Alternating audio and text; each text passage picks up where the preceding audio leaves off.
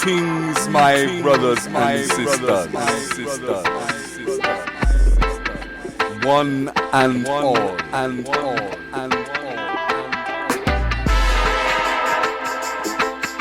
I would like to welcome the world.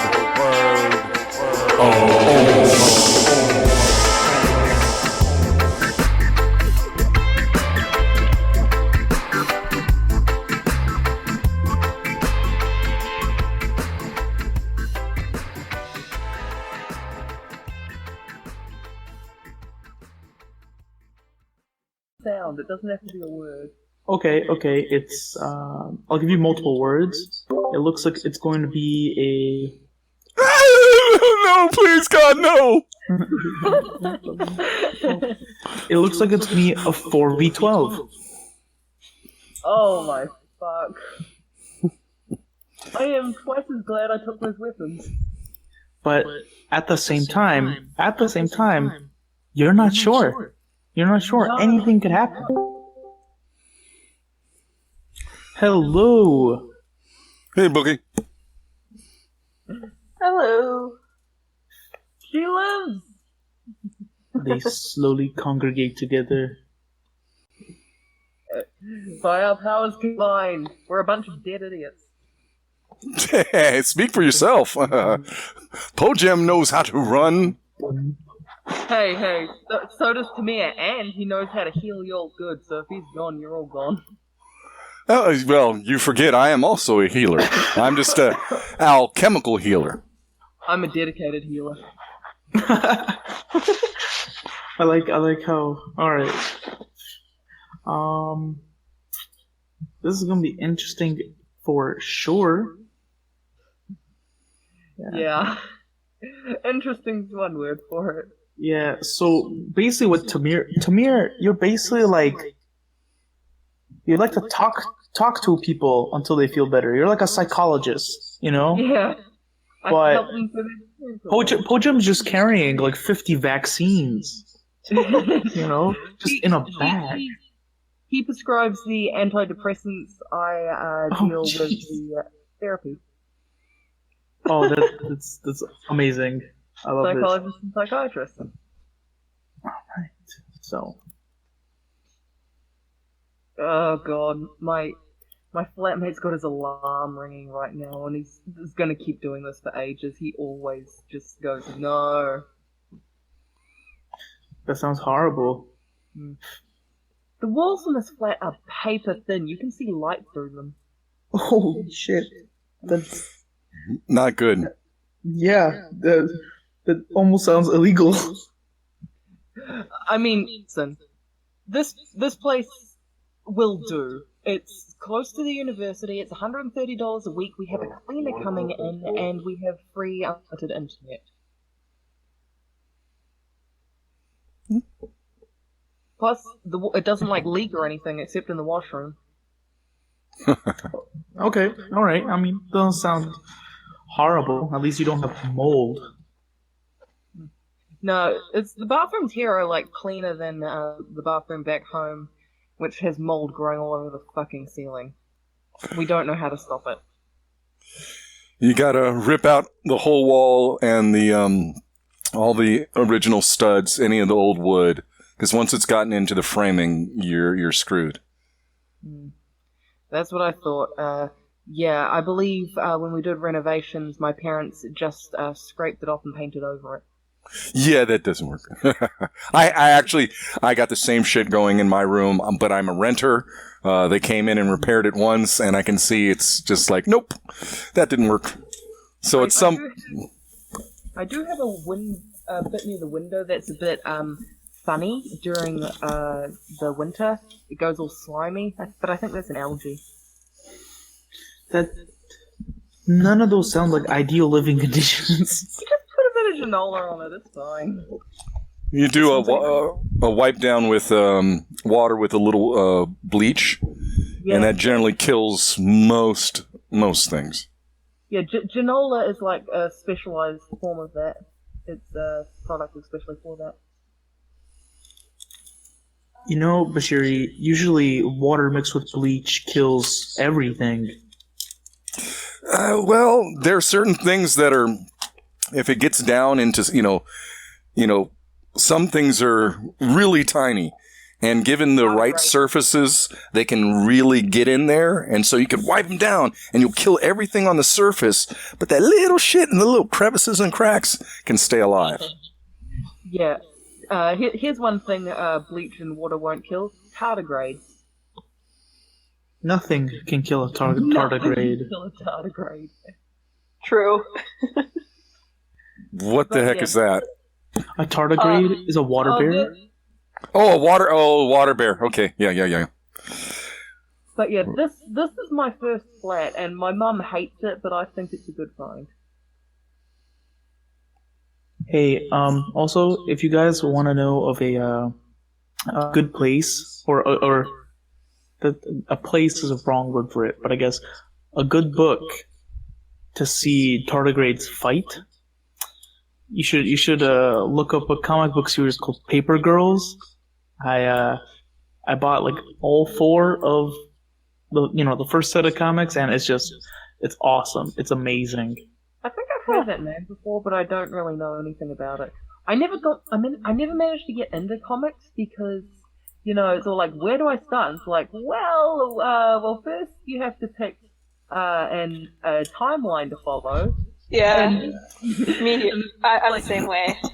I want the answer to be issue 1, please. Yeah, that's why I like manga, because it's like pretty straightforward. Yes, but I will tell you this. This is actually the first comic series that I have actually bought or read, really. I had a friend buy me a comic once, but it was like number 20-something, so it's like right in the middle, and like I don't understand what's going on, but that was a Deadpool comic. Not too big of a fan of that, but You want to know like the beginning and end of my experience with comics? I found a sale for a bunch of old comics that were too battered to be called vintage, which were 3 for $5, so I picked 3 at random. And the only one that I really liked was the Captain America one, that ended on a cliffhanger, and I've no fucking idea what happens next. I collected in the big, what all of you guys are seeing right now, I collected in the heart of that. So, like, I have the first appearance of pretty much everybody. Nice. Except for Wolverine. Jesus. and early the early Marvel classics, but Punisher have his first appearance, Deadpool first appearance. Oh, geez. What was Deadpool like when he started out? They would have been weird. I have no idea. I worked at a comic book shop. I did not get paid in cash. I got paid in comics. That So sounds legal. I ended up coming home with tons and tons of comics that I just never read. I just collected them. Well, hey. They're now worth thousands and thousands of dollars, so in the long run I made out, but Good investment. We should sell them. yeah, I'm getting to that point where it's like, okay, I got some things I want to invest in. Look into, like, auctions and stuff. Sometimes you can get a higher price for that. I'm thinking about it. I have enough stuff for a big auction. It's just it's a whole little thing in itself to do, but I think I might have to do it. I see Maza and Tapioca are online, but they resist the urge to come onto the chat. Maybe if we all creepily chant, join us. Oh, you know what? Actually, the last D&D game I played, one player was missing, actually, and she said, oh, we can't, I don't think I can make it. And then me and my friend, we just started chanting her name. We just went, Jessie, Jess, and everyone was like, yo, shut up. This is, like, really annoying. And it's like, no, this will work. And obviously, I didn't think it would work. But after maybe 50 Jessies, she came onto the chat. And lo and behold, I am a level 2 warlock. This is who I am. I love it. It was deranged. It was. I love it. Alright. I wanted to say something about comic book conversations moved on. Oh no, keep. We got time, so. Yeah, I'm vaguely curious about a series called The Wicked and the Divine, but like, it's only because like a cool guy I know of is into it, and it's like, well, you have good taste, so. Check out Lock and Key. It came out several years. I gotta clarify here. Is this like a pun using surname? So it's Lockke and Yes. Yeah. I think Key is spelled normal, but Lock is Locke. And Something about that name just brought that image to my head, and like it's like that, isn't it? it is an extremely dark and beautiful comic book series, Okay. but it's a limited series, so you don't have to like collect 100. I just went to my library and I just got the graphic novels and read them there. Okay, this I'm art gonna have to look into all these. is apparently a TV series. For Lock and- Awesome. It was expected to debut in 2011, but Fox opted not to buy it. It's based on the comic book series, and probably dreadful because, you know. This was Lock and Key? Yeah. Oh, TV pilot Wikipedia. I'll send you a link. I don't see how that would have been possible. It is so graphic, not in visuals, but in content, that Fox would have had a lot of difficulties. I mean, some of it was hard to read. Was it written by Joe Hill? I'm not sure. It's really beautiful, solid, like traditional artwork. God, just get up and shut your fucking alarm off. Yes. Sorry. Beat them to submission. I think I might start knocking on the wall. Lil, shut it up. He normally does that when he's watching The Big Bang Theory at top volume during the night. Yeah, that's not cool.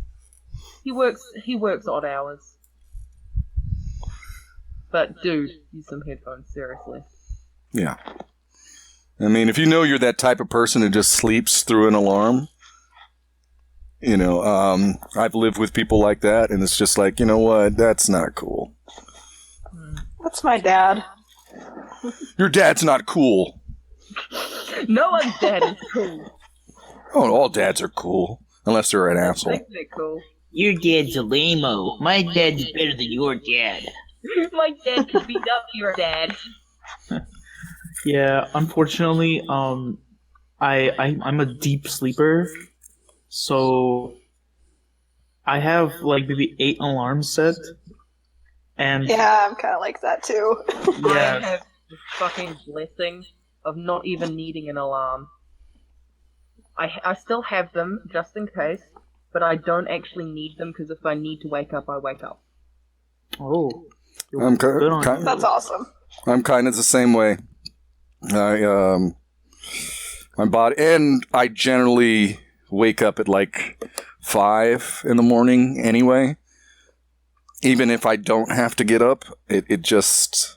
That's how my mom is. More time to lie in bed and just relax. I do. I figure, look, I'm not getting a full 8 hours. I might as well just rest. Oh, Hey, Yo, Sam. We're all dead. yeah, we all died even before the game began. It was horrible. I don't. Hey, I don't come on time, and look what happens. show Yeah, decided to yeah. spare us. yeah, everyone's got to roll up new characters. Sorry. I trashed the world almost too. It's just, like everything's garbage. That's it. It's over. Camille turned into an illithid, so that happened. Actually, it was Farron that killed Po-jem. Yeah, that's Duh. Shot him right in the neck. Oh, the tears. Oh, why'd you? It was like, you were my brother, Anakin, and I loved you. It was just like that scene, except less awkward. Show it. It sounds like you've been thinking about Po-jem's demise somewhat. Man, honestly, I like that Revenge of the Sith scene a lot better. I can imagine Po-jem looking at Farron like, "I loved you like a sister," and Farron goes, "I hate you." Oh, with her voice cracking and everything, just. Oh my god. I'm not gonna lie. I think I've probably thought of your characters and how they would die maybe at least 3 times. You're the Oh. DM. I mean, it's kind of your job to, like, lovingly write these details out. He has said before that he can't wait for one of our characters to die, so Right, I did say that. But it wasn't out of this like sadistic like, oh, I want to watch you guys, like squirm, but it was more like I want to test out this new mechanic, you know? Oh, you're gonna try a thing. Yeah. It's more for logistics purposes. When the first player dies, all of a sudden it changes how things are played, because it's like all of a sudden it's a little different, like for everybody, the person who loses a character is like, oh wow, okay, all right, and so it's dealing with something we've never dealt with before in a game. So when it hits, I think it's gonna hit hard. I actually recently dealt with the first death of a character in a group that I was playing in, but which was then followed by the deaths of 2 more immediately, trying to fix the problem, because they decided, hey, it would be a good idea to summon an archfey who's unseelie and terrible, and one of them said, hey, rip this person apart, and he went, hey, no, how about not? And just the archfey, it was so stupid. The archfey went and knocked him out with psychic damage because he was a squishy wizard. But then, oh god, the person playing the druid went, I shocking grasp him back to consciousness, and of course he took a failed death save, and because of the way the DM was handling death saves and everything in this, he just fucking flat out died right then. And then the DM, because this had been a problem like over and over, and they talked about it, it's like, we need to just know. He said basically roll a luck check. You pray you get above a 15. The person who cast the spell didn't, so the veil between the Feywild and our world warped, and the Fey was able to rip her apart and eat her soul. Don't you hate it when you I'm get just sitting trapped here like, between my realms? character was a fucking blood hunter that they'd just kind of duped into participating in this creepy ass summoning, so she was there as well, and she just booked it. Just like, this is not my finest moment as a blood hunter. Shit's always gonna happen like that, though. It's so funny because we were literally, the whole reason my blood hunter was recruited in story was because these guys were in trouble, and hey, we need to save them, and then they literally all died. Oh no. It was hysterical. Alright, so, are we choosing to wait for Tapioca, or... Let's give it like 10 more minutes, maybe? 5 to 10 more minutes? Group consensus is... 4:50. 4 minutes. Oh yeah, straight on 10-2, yeah. Okay, alright. alright, that works with me. Okay, sure. Alright, so this... Yeah, because Tap's online. She's just not here yet. Yeah. She might be eating.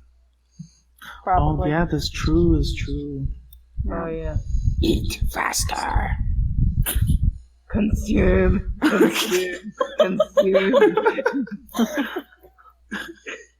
Honestly, I love like words that have multiple syllables but are used for shorter words, I don't know. Like, instead of eat, say consume, and you're bound to get some, like, weird stares at you, Like, Yeah. I consumed a bowl of cereal this morning. Can Even better, because this one always raises eyebrows, and I'm sure you all giggled about it in your high school science classes, however long ago that may have been, or however recently that may have been. Instead of saying chew, say masticate. Oh, what the hell? I know! What is that even? Masticate. But, like, why would I even say that? Because you want to weird people out. Yeah, I guess. That is vulgar. That word is vulgar. Masticate? Mm-mm. You gotta masticate before you swallow. This is the house of the Lord. We do not. I'm not in your house. We do not masticate in the house of the Lord.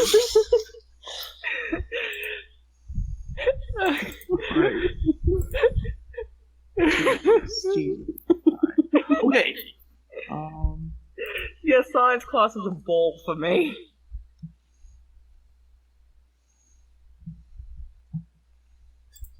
I'm gonna at Tapioca, see if she responds. Maybe flick her a DM, just in case. Flick her a DM. Yeah, sure, I guess. I don't know.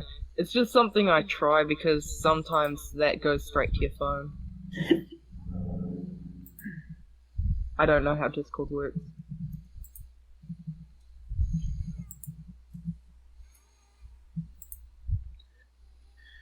Let me throw her a DM.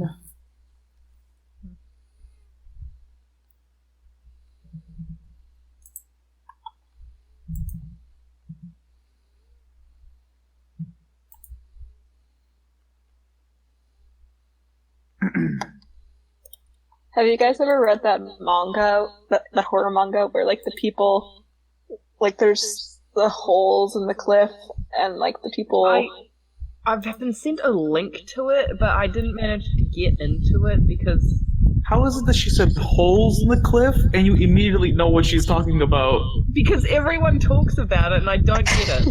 Like, someone sent me a link so I can get it, but like, it didn't hook me in at the beginning at all, and like, I'm sure this is going to be horrifying, but this is just boring right now. Yeah, it's really short, actually. But just like it's not really creepy until you get to the last, like, the very end kind of thing, where you figure out what's going on. Can you please tell me what's going on, because it's driving me crazy, and I just do not have the patience for this shit. Basically, like, the holes are all shaped like a person, and if you find your hole, you feel like you have to, like, go inside it, kind of thing, and you can't, once you're in there, you can only just keep walking forward, and it slowly deforms you, so when you reach the other side, you don't look human anymore, you look all stretched out, and it's kind of disturbing.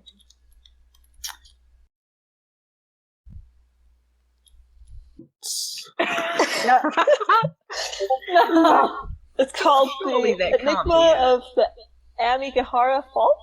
You can probably just look up horror manga with holes and mountain. Taffy man escaped cave hole. I thought there was meant to be some big twist. That sounds like basic shit for your horror. Yeah. Yeah, I expected more, but yeah, it's just the art is kind of disturbing. I don't know, it's creepier in comics. Yeah, that happens a lot. It's just like visuals are a lot better than like the full experience. Mm-hmm. But God, I just could not get into it. It's just like, this is a town. It's like, sleep. Yeah. Whenever I was reading it, I just thought Steven Universe the whole time. Oh God! Like, anytime anyone brought that up, I just thought just Amethyst the whole time. Mm-hmm. To be fair though, the kindergarten is plenty creepy. True. What the fuck is going on? I don't understand any of this. You never watched Steven Universe? I mean, I've watched like a couple episodes, but no, not really. It's pretty good. You should get into it. Oh, I've heard, but like I never really had like the commitment to it, you know. The commitment or yeah, I'm familiar with that. Yeah. Yeah, it's like people are like, "Hey, check out this new anime," and it's like, "But if I do, my entire life will fall apart." A French planet shines in the sky of the Cannes Festival. I don't have time for That's anything. the reason I've never really gotten into anime. It's just like, it could happen, but the way people talk, it's almost like it's some kind of, you know, just The cult. party is topped off. We're here. I'm sorry. Tap, tap, tap, tap, tap, tap, tap. Don't you Oh my think god. I've been terrible. La planète sauvage. I love it. I have to be quiet, Grant. It's my sob. What's up? Okay. Hmm? So, guys, are we all ready to get steady? Sure, yeah, why not? Why not? We can never be prepared for just the utter devastation you're about to unleash upon us. Alright, let's play some music. Ba-dum-ba-dum-ba-dum. I don't know if anyone else can hear it, but, you know, I'll No. just play some music. Oh, Boss there it is. battle full by Star. Alright, so, last time in the world of OMOS, the pages found themselves deep within this tunnel system under Fort Nightfall. Deep within, they came across multiple sanctums, each holding their own form of history and mystery mixed between. In the floor before this one, something that looked like a cave system that may have formerly belonged to a group of bandits or mercenaries. The pages had discovered a half-elf gentleman, the victim of what the hell can I say? Like a binding ritual. After the pages rescued him, they found an ally within this half-elven man, who seemed the first individual they met, really, out of the players from an entire continent separately. He seemed to be on the search for what seemed to be a tome of demonic knowledge. Traveling deeper into the recesses of this tunnel system, you guys came across what seemed to be a sanctum of sorts. One populated by the black hooded cultists that you've seen throughout this tunnel system, that you've found out is known as the Black Hand. Oh, the music is over.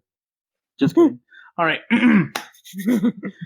As you guys went in combating each and every cultist along the way, as horrible and harrowing as it may have been, you guys came to a point where you found an altar in the center of their prayer room of sorts.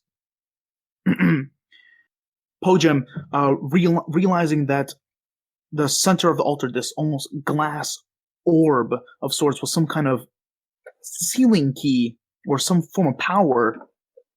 He was able to pick it up, but unintentionally broke it in the process. This caused the altar to shift, crack, and break apart, causing a minor earthquake, and this whispering voice in the back of your head just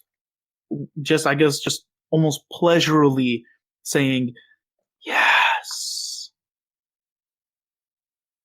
Now, as you guys have continued on, the party made a minor split, with Casimir, Tamir Lathalan, and Farron all within this separate chamber they found on the side.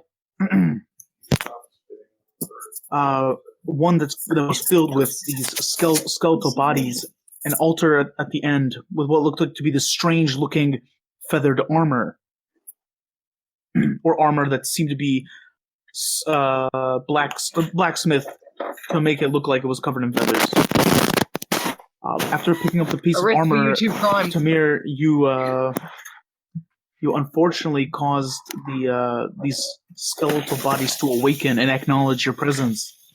At the same time, Maza, you pushed open the double doors only to reveal what looked like multiple armored figures on the other end, human, most definitely, and they also acknowledged your entrance. As you heard a feminine but kind of a deeper toned feminine voice saying, well, what do we have here?" That's where we ended, and that's where we're picking up from. We're not. I had the same exact thought. We're not rolling initiative just yet. But Oh, didn't Tamir take the weapons from the skeletons and put them in a corner too? Okay. yes, Put Tamir. him down here. Right there. So Tamir, as you're holding this blackened set of armor, this skeletal being that you notice who has the leather tome with the handprint on it beneath its robes, points out to you and says that our master cannot leave. The armor? Oh, I can put it back if you like. Do you put down the armor? Yeah, I do. All right. As you put it down, the skeletons all begin to turn face, and they begin slowly saunter over to their. Oh my god! Oh, What's happening? They all explode into a flood of bones as they travel towards their weapons and armor. But they begin slowly make their way over to their weapons and armor. That's a shame. What about this fellow? They stand still, seeming as though they don't really need weapons or armor. I'll move over in front of it. I'll take a step forward. All right. As you guys are moving, they don't react to you. Okay. And I'd like to address this fellow, and it's like, my good friend, my good skeletal friend. So, I'd just like to clarify that book. Where did you get it? As you're looking at this person, you immediately notice that around their neck is a set of like what looks like maybe rusted iron beads, and this emblem that you've seen before. It's the cawing face of the crow embedded in a circle around its neck. And as you speak out to this skeletal figure, they give you no notice. You know what? If he's gonna insist on ignoring me, I'm just gonna fucking go for it. I walk up and I take the book. No, Alright, sure. I'm gonna attack the closest skeleton to me. Okay, so you guys are just out for it. I don't want him. All right. I don't want him to get the armor. So before we get to that, let's go over this way. Maza, as you creak open these large, heavy black doors, just you see what looks like at the very end of the room this you can't tell if they are if they're man, woman, but they share an equal amount of characteristics of both genders, you could say. With long brown hair that seems to be kind of pulled up into like a bun, wearing this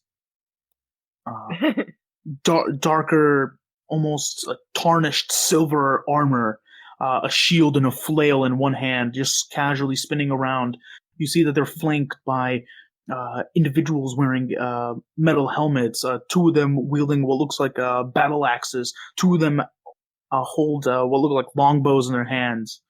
And this individual kind of greets you with a, well. What do we have here? Hi. Hello. You must be the small disturbance we've been waiting for. Is this right? Well, I don't know what kind of disturbance you're talking about. Do you mean the cultists? Because, like, we're not with them. They move up 10 feet. And they're like, no. But I am. And, well, I think we should make this short, huh? And they turn their face to the other each of the gentlemen on either side, and they kind of give like a, and these guys start moving forward, just now, yeah. I see them, and I've heard all of this. Correct? I'd say faintly. Yeah, you're not too far away. Yeah, sure. They definitely made their voice loud enough to echo. Well, okay. Last part of the game, I was there, but the minute the door opened, I moved myself. So Sure. I can play it as it lied and just have myself back and just I didn't hear much of that. No problem. Let's roll for initiative, though. Wait, yeah, no, let's just do that then. It's just initiative. It doesn't mean we gotta fight. I was trying to stay in character and also keep it away from fighting, which was kind of difficult with the circumstances. Given Damn, that I realized Casimir, what a turn of events! Whoa, you usually have the lowest. Good job. I am low today. Look at this. Look at the turn up. Oh my god. And I am unprepared yet again. Give me 2 seconds. I will go grab my dice. In the meantime, you guys think about what you gotta do. you sit here and think about what you've done. Why did I open the door? I would like to know that. I don't know why any of you open the doors, since I keep telling you guys that's my specialty. It really hurts my feelings.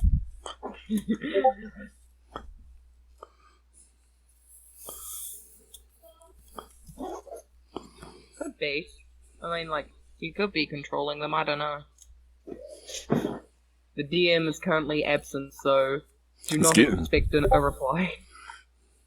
He seems to be rather skeletal himself, I believe.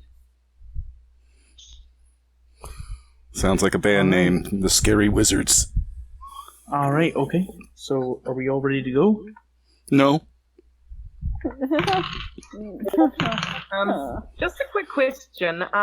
Since I've already called what I'm doing with the taking the book, does that happen before initiative or on my turn? I would say it would happen on your turn. Okay. Alright. So, Farron, you're up first. I'm gonna hit the guy next to me with my short sword. So you are the one who is escalating things and will be to blame if we all die. Alright. Alright, Farron, you can go ahead and roll to hit. Holy Nice. crap! Get him! Well, bye, Skelly, Yelly. Alright, you can go ahead. Oh, yeah, damage is already rolled, I guess.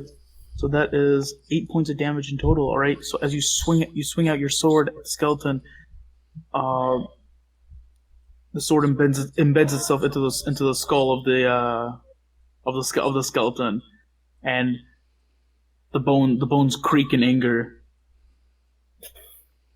All right, okay. And then can I hit him again with my bonus? Yeah, go for it. Okay. Can we use that second one? That is going to hit. Sweet.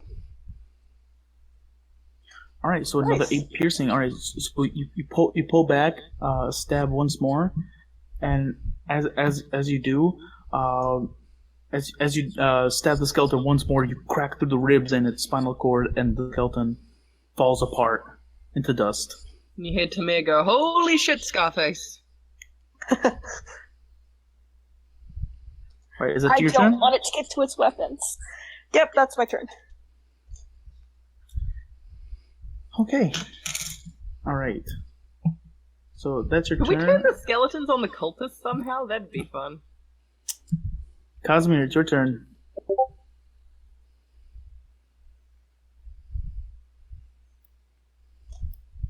All right. Okay. Well, technically, the skeleton wizard guy has no weapons. Yeah, but it could still be the right hand since it's predominant. Like cutting the hand off of what he's holding. That's a targeted attack, and so that would be disadvantaged. Trying to Is it disadvantage or is it a penalty? I can never remember. yeah, that's a good question. It's he's actually not holding anything. There's no actual penalty for it, but you can go ahead. I'll roll for an attack. See. If The book? With nothing else, go for the right hand. That's the hand that you use to do the main shit anyway. I mean, can we call a shot? Like if I say I wanted to hit someone's eye specifically? Yeah, you can call a shot. It's just for flavor, though, I guess. Yeah. There's no real mechanic for it, unfortunately. Okay, that's good to know. Lipton. Nice. I don't. Oh, and you do have that sword. Like, that's really good against Yeah. Oh yeah, shit.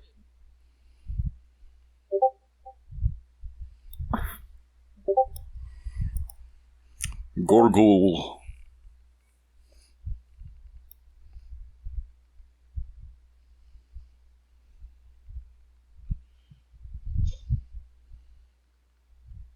I need to figure out how to have a rogue that can sneak attack on a great sword somehow. I mean, like, I know it's impossible, but I need to figure out how to make it not impossible.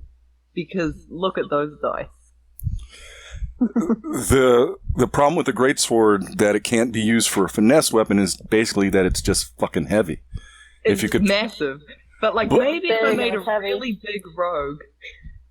or you found and, an like, it's incredibly something light with material, strength. Maybe, yeah. something that's lighter than any material but as strong as steel. Spiderweb. Spiderweb sword, great sword. I mean, Hey. play a drow, and that's just aesthetic, right? That'd be kind of cool. Yeah, Like like the sword, like the outside is the sword and it's just webbing, but the inside is like hollow. shit, yeah, that's cool. Okay, now my brain's gone to it has a chewy caramel center, and that's just Why not? Repair it too, because it's just spider webs. You'd have to find some way to, like, some spell or material to harden it. yeah. It's magic spiders from the Feywild. There we go. Ding, ding, ding, ding. Uh-oh. Hey, plot point. I don't use weapons, so not often. And I'm going to use them less and less as I get some more good shit to just melt people's faces. I'm more of a buffs and debuffs kind of guy than a stab you in your kidney kind of guy. And I'm also an insult you to death kind of guy. Oh my god, I found the best place to get insults for vicious mockery. Have any of you played Fable? Yes. You probably know what I'm talking about. Gnomes. Yeah. Uh-huh. Yeah. Yeah, that'd be great. Yeah. I just looked and it's like, this is everything I needed.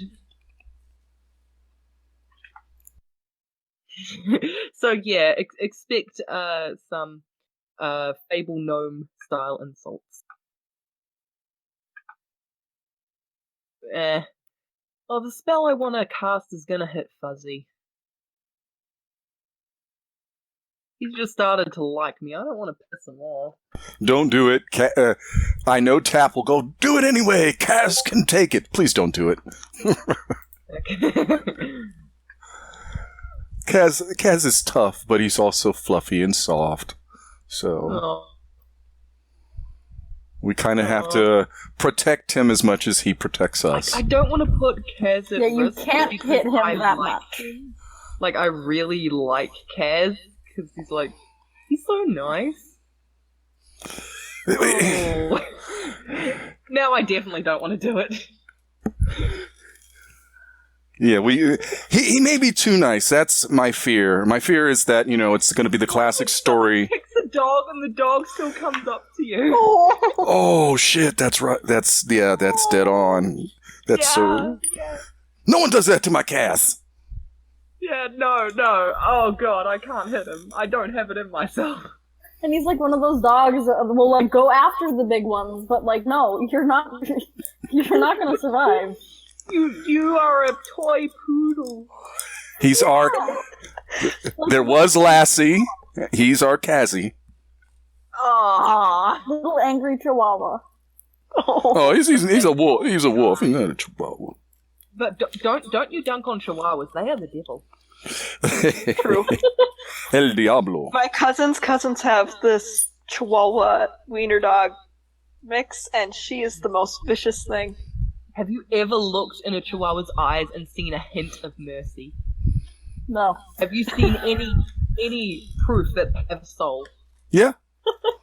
Can they just no? Aww. I'm sharing cute animal pictures and I don't have any. Oh wait, I might have some pictures of my kittens on Facebook. We have 2 kittens that we got like feeling a while ago, and their names are Curly and Ed. Curly and Ed? Curie, as in Mary Curie. Oh. Madame Curie. Except we generally say it in an increasingly ridiculous French accent until the words are not able to be heard anymore. Madame Curie. Curie. There's a picture of floods.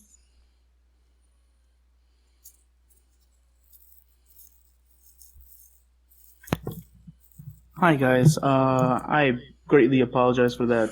No problem. We won. While you were gone, we defeated everybody. Killed everyone.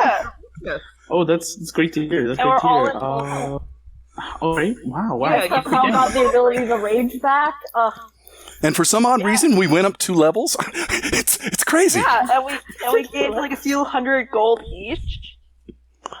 I think it was like That's- 900. Yeah. That's good to hear. That's good to hear, guys. All right, so I guess we can get to the next floor, right?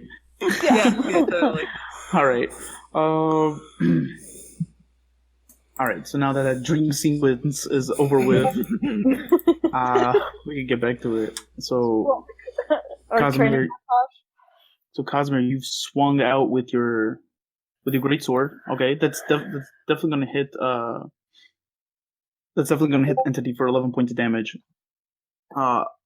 As you bring down the greatsword across its body, it tears through whatever ancient tattered cloth it was wearing and cracks through multiple of its ribs, and it just kind of hisses and turns at you with these piercing, almost glowing red eyes. I just say, well, I guess wit and charm wasn't enough for this one. All right. But with your passive perception, Casimir, Tamir, and Farron, after attacking those skeletons, none of the other skeletons are paying notice to this. At the moment, at least. So, Casimir, you have come down against it. Do you do anything else with your turn?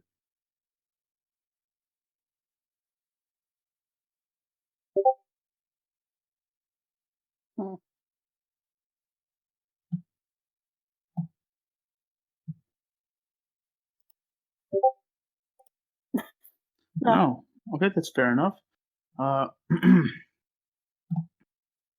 Okay, cool. So at the end of your turn, it's going to be Maz's turn. Okay, good. The door I'm in front of, does it have handles? It does. I will shut the door. Alright, so you pull on these circular iron rings and shut the door. And I want to take one of the javelins from my pack and just put it like in the bars and kind of like bar it, and like try to hold it shut. Hold the door! Oh no! I don't watch Game of Thrones, but my sister hits me whenever I say that. Oh no! Alright, gotcha.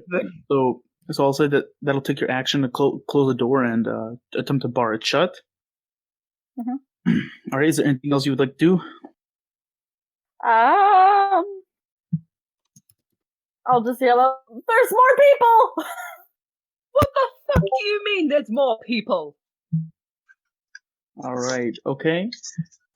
I specifically ordered no extra people. Right. I wrote that on my order at McDonald's. Alright, so Masa, as you yell this out, it is the skeleton's turn. Alright. Scary skeletons and shivers. Alright. So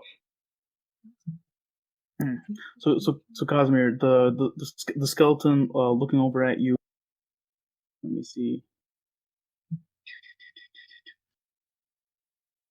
Alright. Terminator.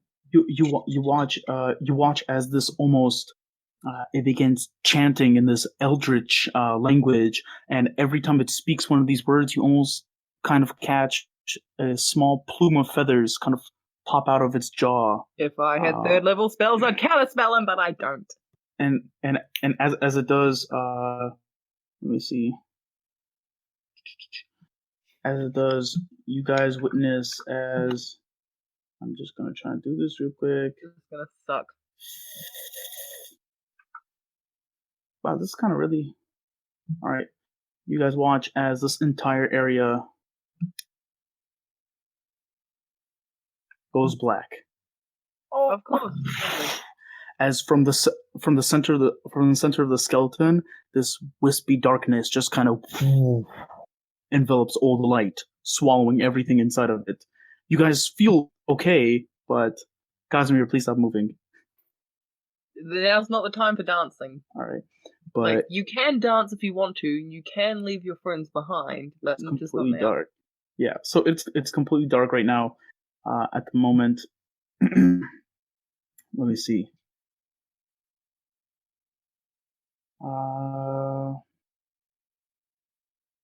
Casimir, what's your passive perception? I believe it's like 13, right?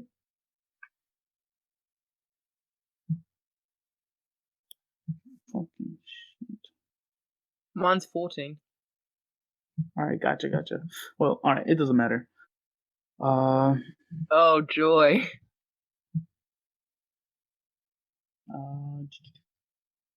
Alright, okay. So, that's gonna be its turn. Let me see. No, actually, you know what? It's not gonna end its turn just yet. It's gonna use its bonus action to command its acolytes as you hear its voice ring out. Just circle of ravens, protect the master. And Just to be clear, we're only going to be attacking you. I just want that book. Like, Alright. you can hand it over and this won't be a fight. and you guys feel I desperately need it. you feel skeletal bludgeoning just as these fists come down on you guys. So Tamir, to hit you, that's going to be a 22. That doesn't hit, actually. All right. No, it that's hits, all- it hits. Yeah, I know. Casimir, that's going to be a 21 to hit you. Both you guys only take... Oh, actually, there's another one. So Casimir... That's another 21. So, Casimir, you feel two fists, wham, wham, one slamming your chest, the other one slamming your back. You're going to take 4 points of damage from that total. Tamir, you're only going to take 2 points of damage as you feel something clock the back of your head. Oh, I'm so happy I took their weapons. Yeah, good move. All right. So, let me see. All right, so that is going to be their turn. Tamir, it's your turn. It's Well, currently dark. A darkness that unfortunately you can't even see through. You are blind. If this is what humans feel like, it's ridiculous. Okay, I'm gonna try and remember where I last saw the Skelly Ellie Ellington, and I'm gonna just make a fucking grab for the book. That's all I care about. All right. Okay. You can go ahead, make an attack roll. An attack roll. Mhm. What kind of? I would say it's an unarmed strike of some form. So use my strength. Yeah. Fuck. I was hoping it'd be Dex since it's grabbing, but okay. My strength, which is a -2. Oh, you know what? That is a. That's a good point. That is a good point. Yeah, sure. You're gonna go for Dex, but it's gonna be with disadvantage anyway because you are blind. Okay, I figured that much. So Yeah. 1d20 plus 2. Yeah.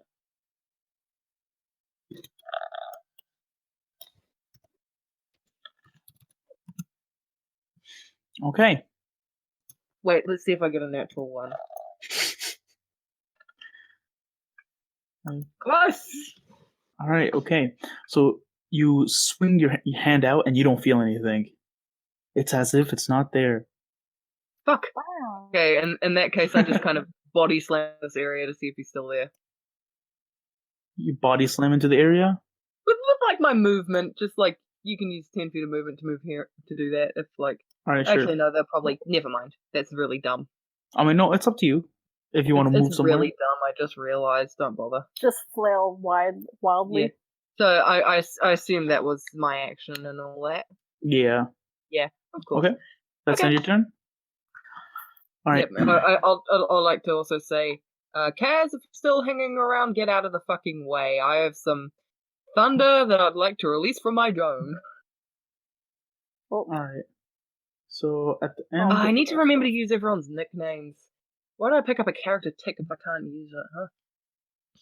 All right. So at the end of your turn, let's see. At the end of your turn, Maza, you hear what sounds like banging at the back of the door.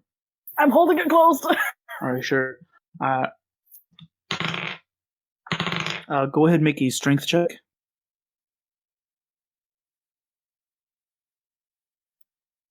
Oh man! All right, okay. So you feel two solid, just shoves, just boom, boom, but you're able to just hold it back. The veins are pulsing. Yeah, I also have a javelin in between the two. Yeah, gotcha. Yeah, so it is helping somewhat. Okay. It will splinter dramatically at some point, which I look forward to, and also dread. Well, I don't use them anyway, and I have 3 more. So I mean, it looks cool, but it'll mean it's bad news. yeah. All right. Okay. So and you can hear shouting from behind the door. Okay. Okay. From that same Wait, from the battering ram. from that same voice of the leader or whoever that was. Okay. So that's the end of their turn. Po-jem, it is your turn. Well. Is there any like piles of rubble and like material in this room? He's going to craft a siege weapon in his turn. I mean, there are the bones inside the iron bowl. There are candles. There's a table. There are dead bodies. You can do a lot with a dead body. And but overall, the room seems fairly clean. Is the altar attached to the ground, or is it a piece they just kind of set here?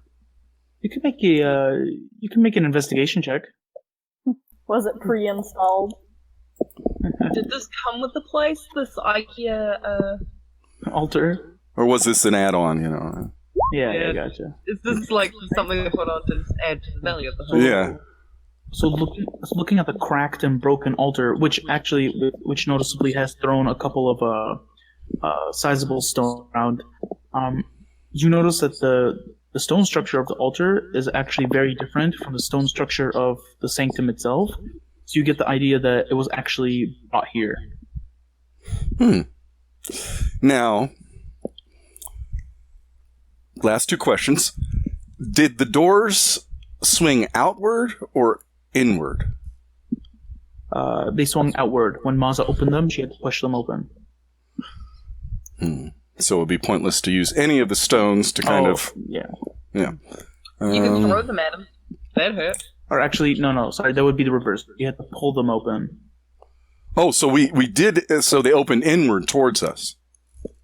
Yes, yeah. I was thinking about that. Now, last question.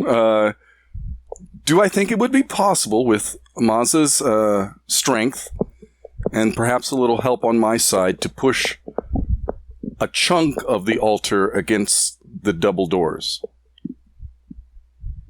Or is it like, oh, this is 3 tons, no freaking way? Well, from the fact that the altar is shattered, you can tell that it is solid stone. So... But like granite or pumice? it could. And it's definitely not pumice, but it looks like it could probably weigh a ton, if not a little more. Oh, very well. Po-jem will walk over here. And, Maza, are we sure that these are cultists? I just find it odd that they're facing inward towards the center of the temple. They blatantly told me that they were with them. So. Yeah. Well, that's anyway, you want to go help them? Because. Yeah, there seems to be commotion. I look over and I see darkness, and I'm like, I can't see in the dark. And that means close quarters, and you know, I hold up my little fragile arms, and I'm just like, my long fragile arms, and I'm like, when I see something, I'll do something. You could assist Meza with the doors. Yeah, I could, but I think in the long run, their numbers would eventually come through. So, Po-jem has a plan, and is just waiting to see what happens next. And I'm done. All right, sure. Are you going to hold your action for anything, or? Fuck. Damn it.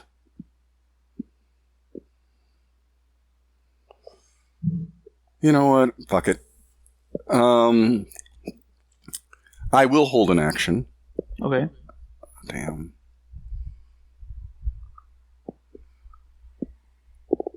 If these guys get through the door, I will use, from my bag of tricks, one of Po-jem's elemental construct jellies. And I will toss it at the... It sounds like something you should be selling out of just like this shitty wagon. All right, with, sure. Like the sign on the front alongside bottles of snake oil. Yeah, like at a fair. All right, so Po-jem, so as Maza is holding back the door, you quickly begin pulling out the materials from your bag, kind of setting up these beakers, start mixing chemicals, and you're holding off the activating agent until they burst through the door. All right, so that is the end of your turn. Farron, it's your turn. So where exactly did you put the weapons? Like, I know it's in this general area. They were right behind you. Okay. But now that this darkness has cast, you actually can't see outside of it. Okay. Yeah, so you're completely blind. But last you remember they were right behind you. Would I be able to wait until, like, I hear any of the skeletons get close to me, like, here or... Yeah, so you can hold your action. Okay. Yeah. Yeah, Alright, sure. But if you hold your action, then you lose your bonus action and movement. Alright. Like basically like what Po-jem did, you know, is you hold your action and you specify a trigger for it, you know? So your trigger would be a skeleton walking within melee range. Mm-hmm. Yeah.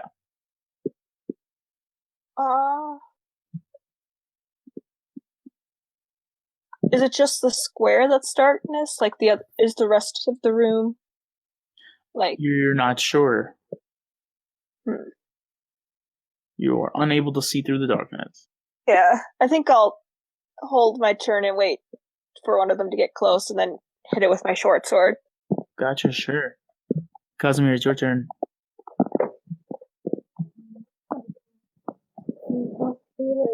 Run away, so would any of the ones that I run past, run away out? Did you say you wanted to run away? I'm sorry, it was kind of tough to hear you. I want to run to the room where it's light because I can't see anything in here. Alright, so you want to run away to the light. The room where Mongo and Po-jem. I know there's guys around me, but if I run past them, are they gonna? I think your microphone's covered. Yeah, maybe. Microphone. I don't know where the mic is on this computer. This is a lot better. Oh, one of the headphones was like on the ground. Okay. Okay. Yeah, so like if I run I can't put little circles on the screen, but like right next to Po-jem and Mazza, if I run over there, would every skeleton I run past like get to hit me? You're not sure.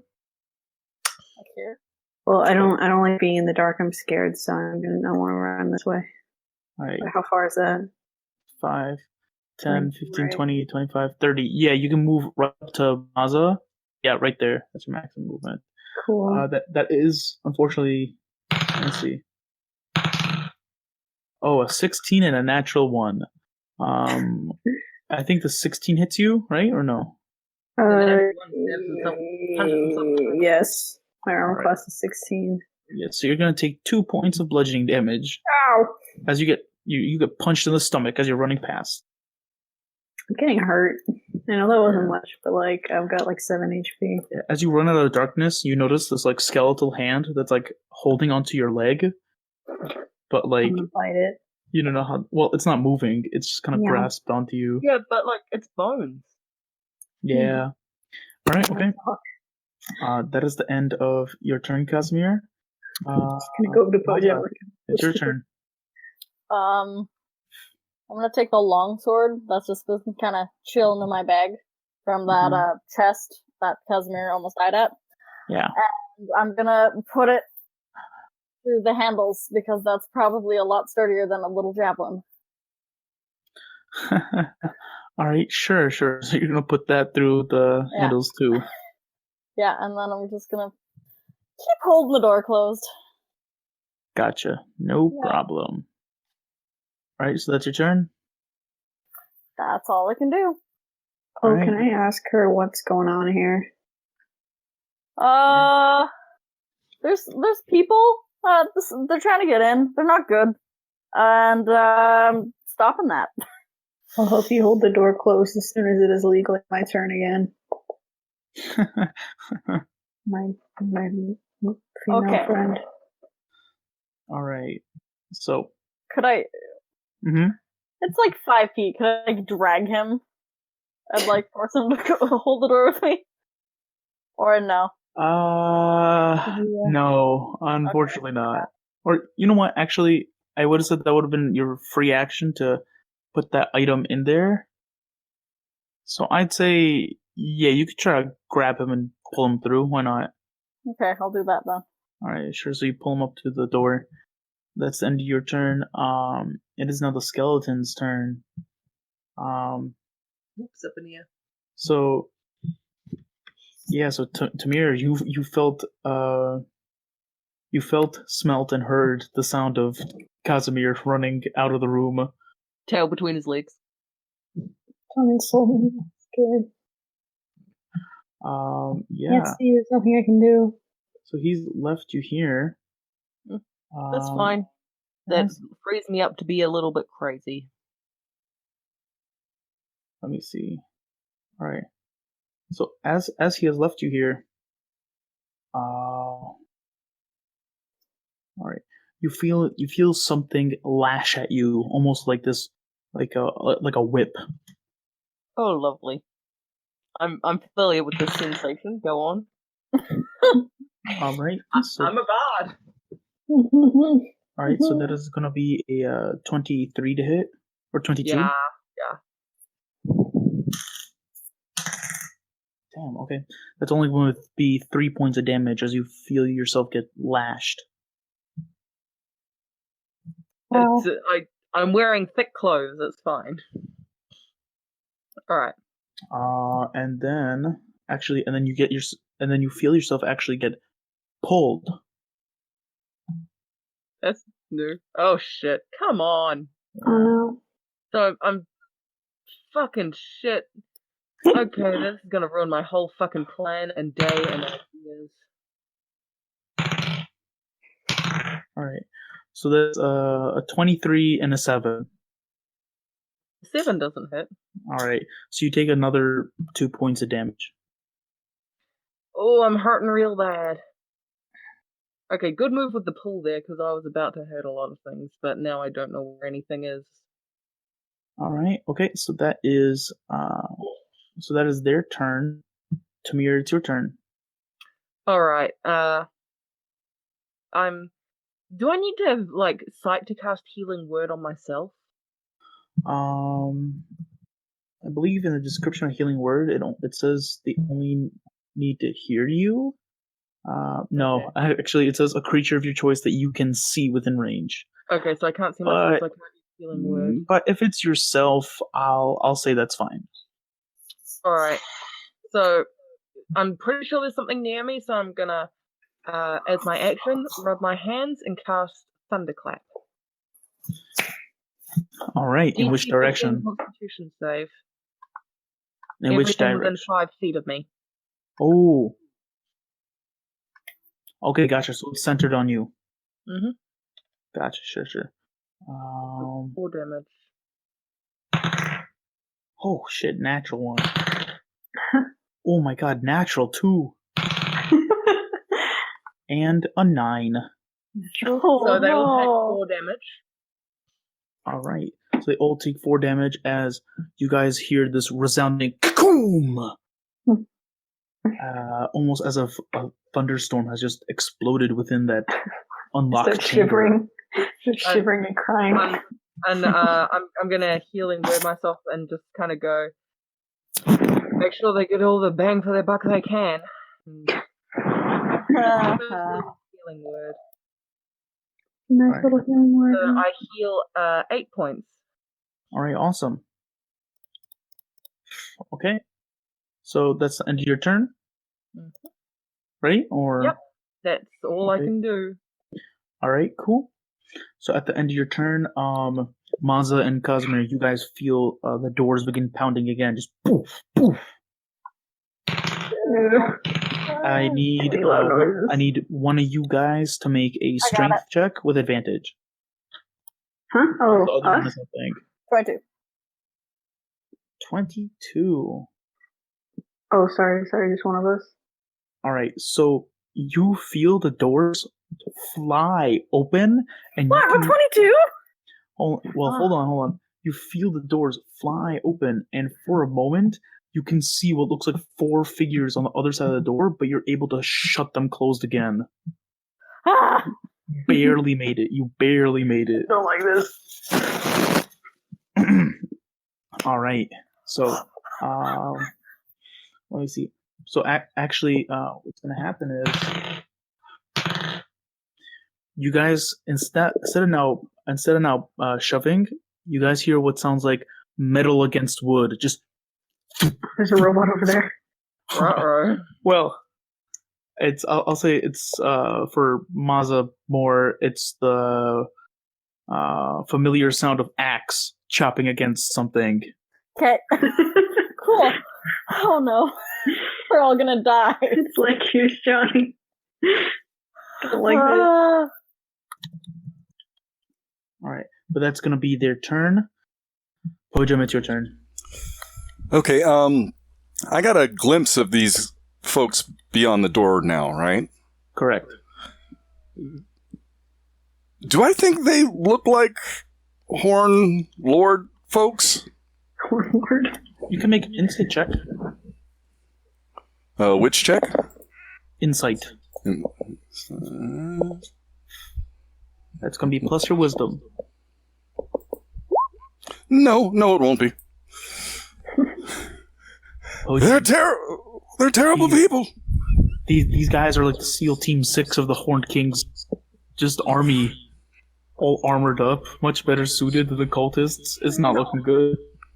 Yeah, Po-jem shakes his head. No.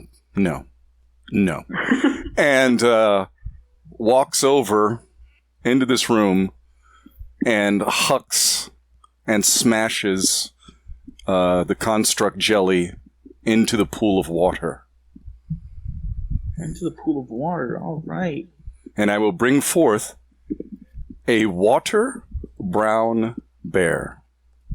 Cool. Holy shit! Yeah. All right. Okay. So I only have this little green thing, That'll work. but yeah, it will crawl out of the pool. It's basically a giant gummy bear. Aw. The details aren't, I'm a gummy bear. carved Send it in out, there. but yeah, it just kind of squishes out and about. And I will point it in this direction. I'm like, that way. All right. 10, 20.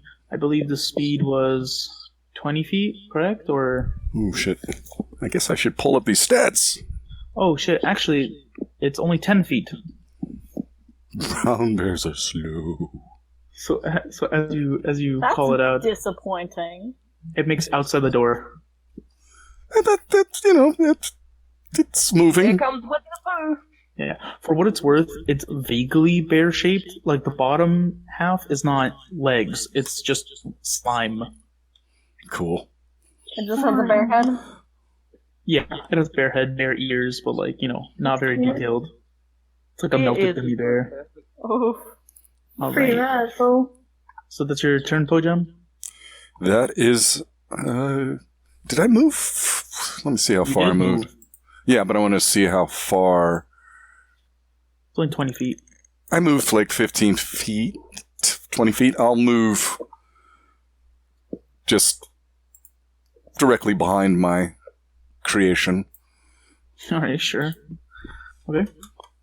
So that's gonna be your turn. Farron, it's going to be it's your turn now. You haven't felt anything come up to you.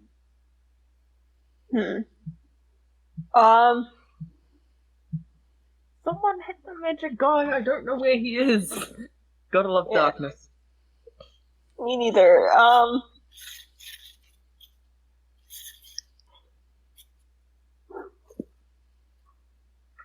If I lit a torch, would that allow me to see what's going on?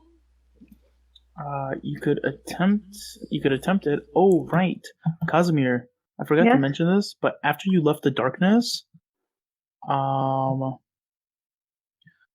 your lantern is out. Oh, Yeah. I see. That's fine. I'm in the light now. But Farron, you could attempt to. Well, I'll say this much, Farron. You remember that Casimir was holding a lantern inside the darkness, and after this was cast, you couldn't see his light. So you could still attempt to light a torch if you would like to see if it might alleviate the darkness. But yeah, just go forward with that information.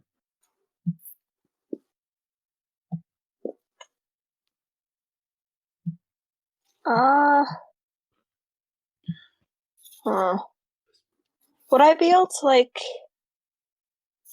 move around and feel for bones at all? Well, if you stick your leg out, you can feel the pile of bones that you cut up a little while earlier on your right hand side. Yeah.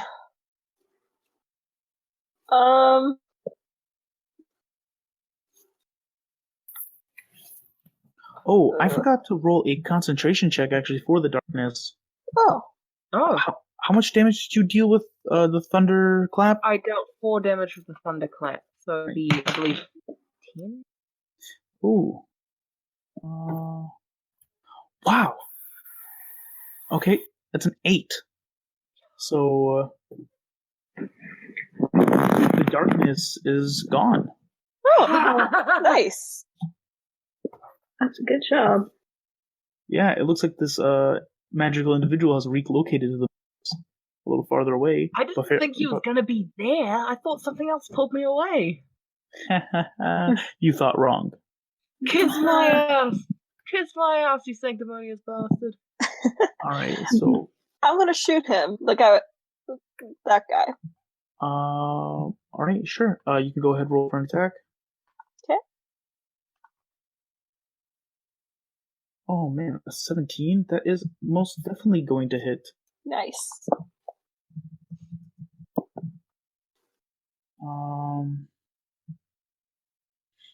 Just want to see this real quick. Alright, amazing. Okay, so 7 points damage it takes. Let me see. So with 7 points of damage. Okay, all right. So as you fire off the arrow, and it kind of pierces right through its clothing, you can hear the sound of bones snapping. It flinches for a moment, looks over at you, and it yells. As it yells, there's a small boom. As out of its hands come these comes this large fiery raven that kind of and it just flies towards you. I need you to make a dexterity save. Ooh, great. Okay. As a reaction, it casts Hellish Rebuke. Oh shit! All right. Unfortunately, that's a failure. Okay. You're gonna take 9 points of fire damage as you fire it. Shoot it with an arrow. This flaming bird comes striking right at you almost at the same time. And you take 9 points of fire damage. So okay. Yeah, you can mark that down. Right. So is that the end of your turn? Or would you like to move?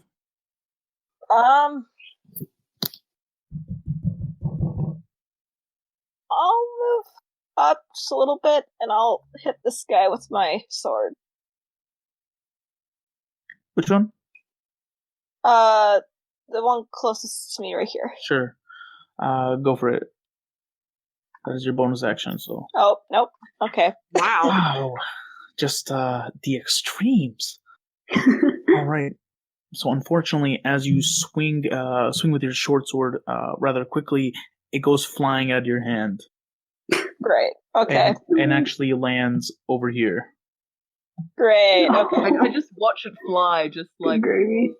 Alright, so that's Like the end of your turn. motion. Is that the end of your turn? Yep. Alright. Casimir, it's your turn.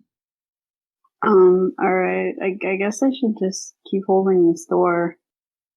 Okay. But is Samir okay? That's like a lot of guys around. You don't know. You don't know that, and it's okay. I've got Scarface. For all you know, Tamir has single-handedly killed all the skeletons, and he's doing just fine. Alright, well, I beat up kind of the magic one, so I guess I'll just ask Maza what I should do. Help. Alright. Should I roll anything to hold this door?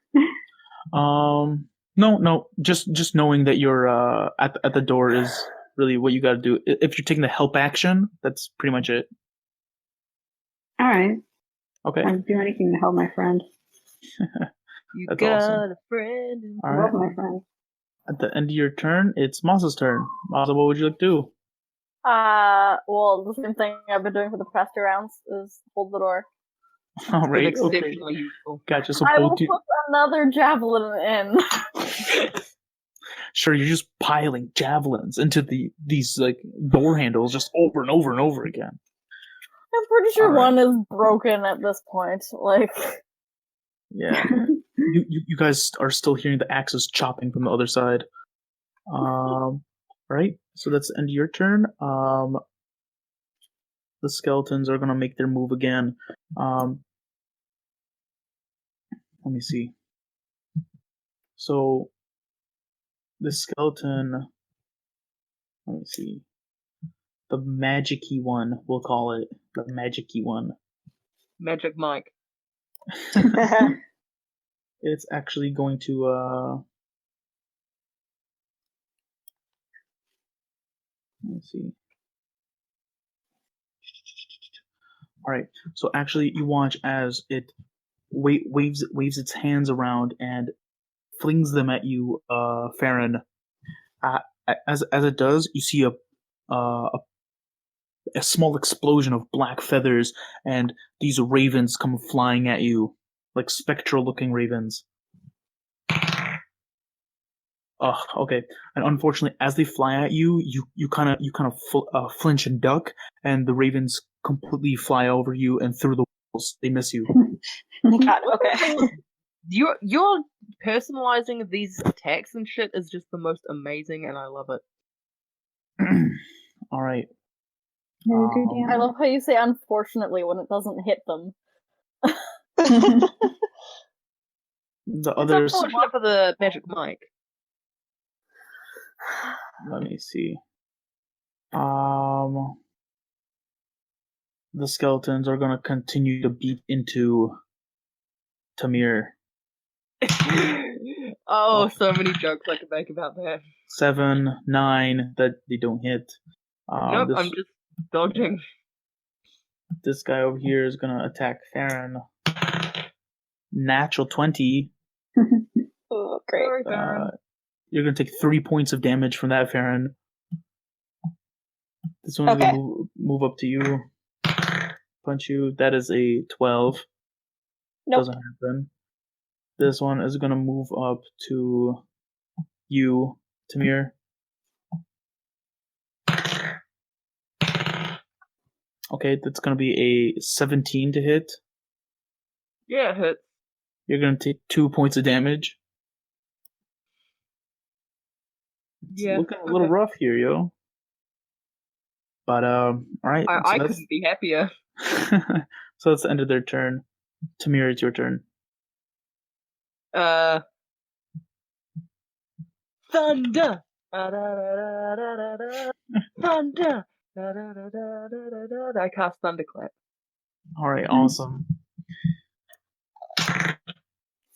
Oh, natural 20 for the magic guy. Oh, A 12 well. for the guy above you, an 8 for the guy next to you, Fail. and a 5 to the guy below you. They all take 6 points of damage, except for the magic guy who takes none. Alright, awesome. So again, this loud kakoom, and the skeletons, you notice they're cracking up. They're like physical deformations and damages all across their bodies as they're slowly beginning to fall apart. But the magic-y one is looking pretty solid. All right. I just look at him like, okay. Let me just do some quick calculations in my head.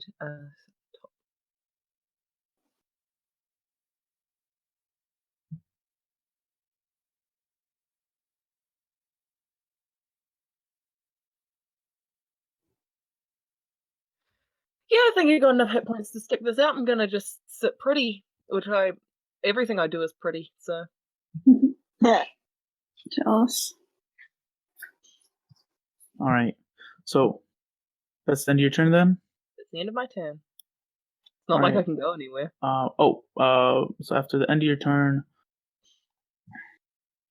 they're going to continue chopping through the doors. Yes, Johnny! All right. This means I've gotten more of them. So Cosmere, you feel actually right below your ear, the piece of wood break, poof, and you see the tip of an axe blade kind of peering through it, and you feel it get wedged and pulled out. That's pretty cool. The door seems like it's on its last bit of hinges. Hey, Maza, we should probably let them hit the door open and stand to the sides, and then just hit them as soon as they come through. We're just gonna get stabbed if we keep standing here. That's my On our turn. I'm still holding it, but I know, I'm still holding it too. So strength check or is it just a losing? No, they're not shoving on it anymore. Oh no, they're just chopping at it. Yeah, Okay. they're just chopping at it. Cool. All right, so They're really going full shine. that is the end of their turn. Po-jem, it is your turn. Okay. Send in the gummy bear. So how fast can this thing move? Does it just have... It has a climb speed of 10, and it has a movement speed of 10.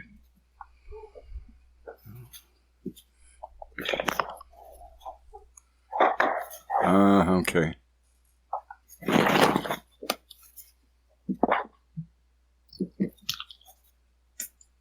All right. right.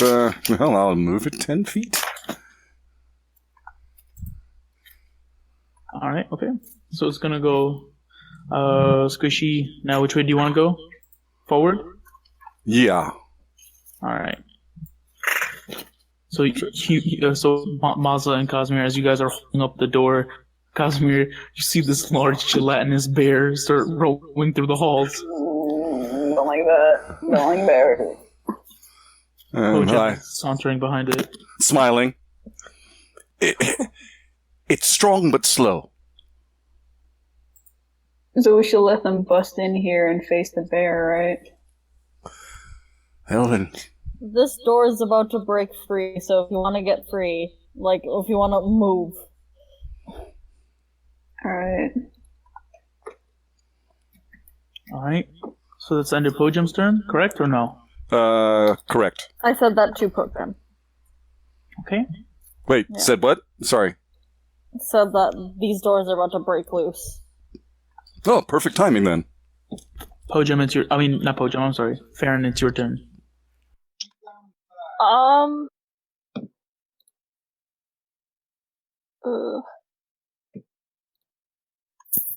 gonna back up, and then I'm gonna try and hit the magic guy again. Okay, go ahead and roll for an attack. Oof, okay. Alright, cool. As you fire the arrows, the skeletal figure is able to dodge away from it. And the arrow cracks against the wood, the stone in the back. So that arrow is broken. Great. All okay. Right. Right. How much?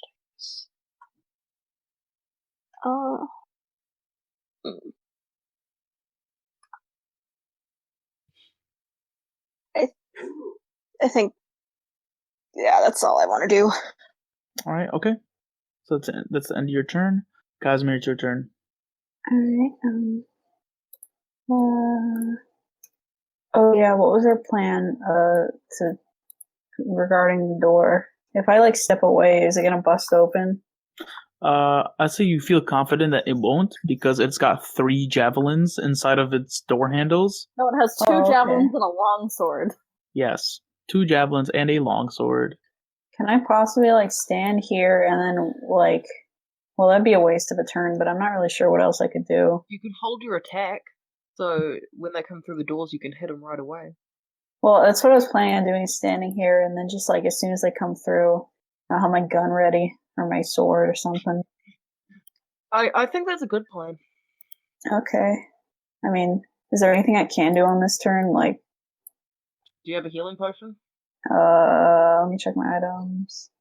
You YOLO charged away from the healer, so I hope you do. Oh, if there's a lot of items. If there's a hole in the door, you may be able to just stabby through the hole. That's risky. If they're close enough, yeah. I wonder if I've got a tinder box. I wonder if I can light their clothes on fire or something. This is silly. I don't have anything useful in this fight. Except the pistol. Well, no, I meant my items. Oh, yeah, sure. I have some Dune Shank. That's it. Hey, listen, Dune Shank ain't bad, okay? I guess I can sharpen my sword while I wait. So, are you pulling out your sword then?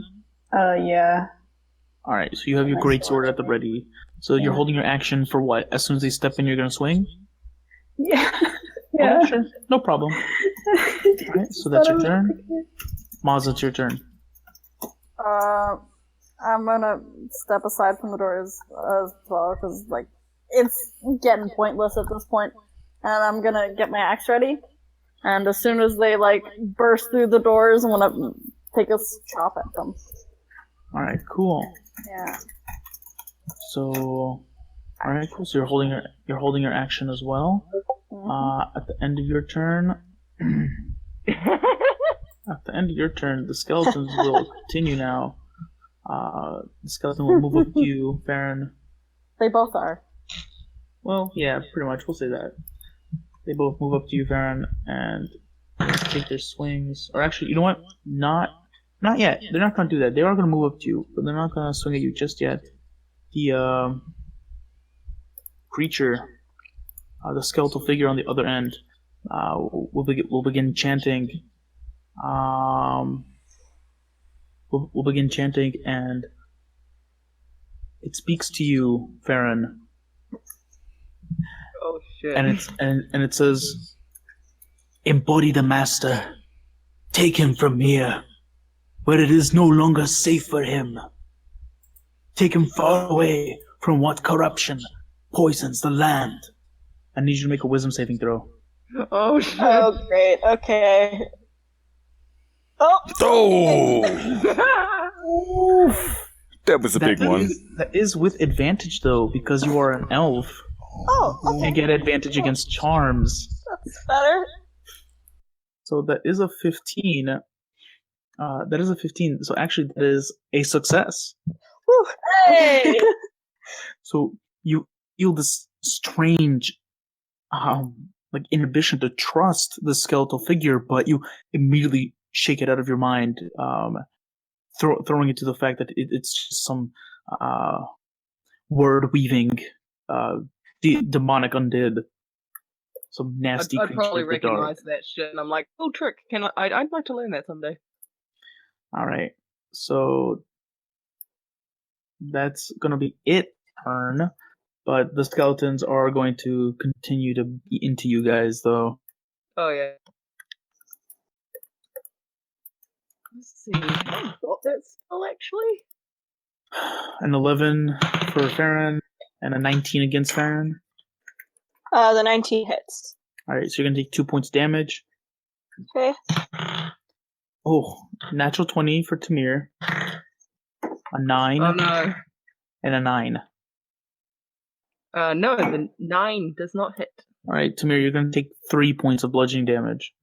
Oh god, no. Yeah, you're out here just dodging 4 people at once. It's a shit show. Oh yeah, it is. All right, so that is the end of the skeleton's turn.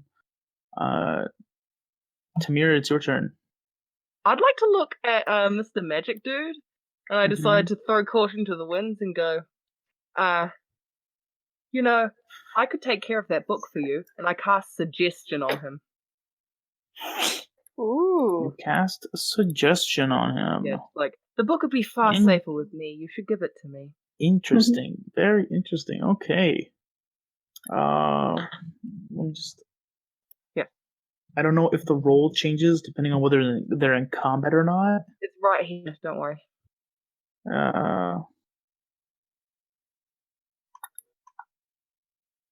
Alright, gotcha.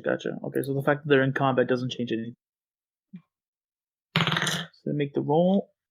Ooh, spicy. Let me look up this guy's stats real quick. Ooh, we're on the brink here, huh? That's gonna be a 14. He does not succeed. Ooh. He gives me the book. It's far safer. Okay. Nice. Wow. So the skeletal figure Hey! before you looks at you and looks at the tome, and it says, "So be it. But the master must survive." And it pulls the tome out and hands it to you. I tuck it safely away. All right, okay. So that's gonna be your turn, and then it kind of grasps its face for a moment and shakes its head as suggestion wears away. I wink at it. All right, it doesn't seem any more or less perturbed. All right, so that is your turn. Woo! I done good. Okay. At the end of your turn, the thugs will continue to bash through the door. All right, yeah. So as they do, just you can see now multiple planks of wood have begun to fall out of the door, and you hear kind of shouting on the other side, just like, "Keep at it! We gotta get to them. Make sure the young lord stays nice and safe, and the ritual continues." I'll kill him. That's the end of their turn. Really? They didn't break through the door? No, they didn't. That's disappointing. It's a thick door. You know, if I started shoving again, it might actually work now. Po-jem, it's your turn. I will tell my creation, hold yourself ready. Oh, well, shit. The minute they come through the door, move into this area, and attack anybody that is here. And... Are you asking it to hold its action? yeah, you're right. It doesn't have intelligence enough to do that. Yeah, unfortunately, you can only command it with a bonus action. All right, so I will scooch past it. And is there enough space to kind of hide there? Yeah, you could squeeze between the table and the wall. Okay. Yeah, so I go ahead will and do that. Go ahead and make a stealth check. You take the hide action. And you're commanding the slime to go after them?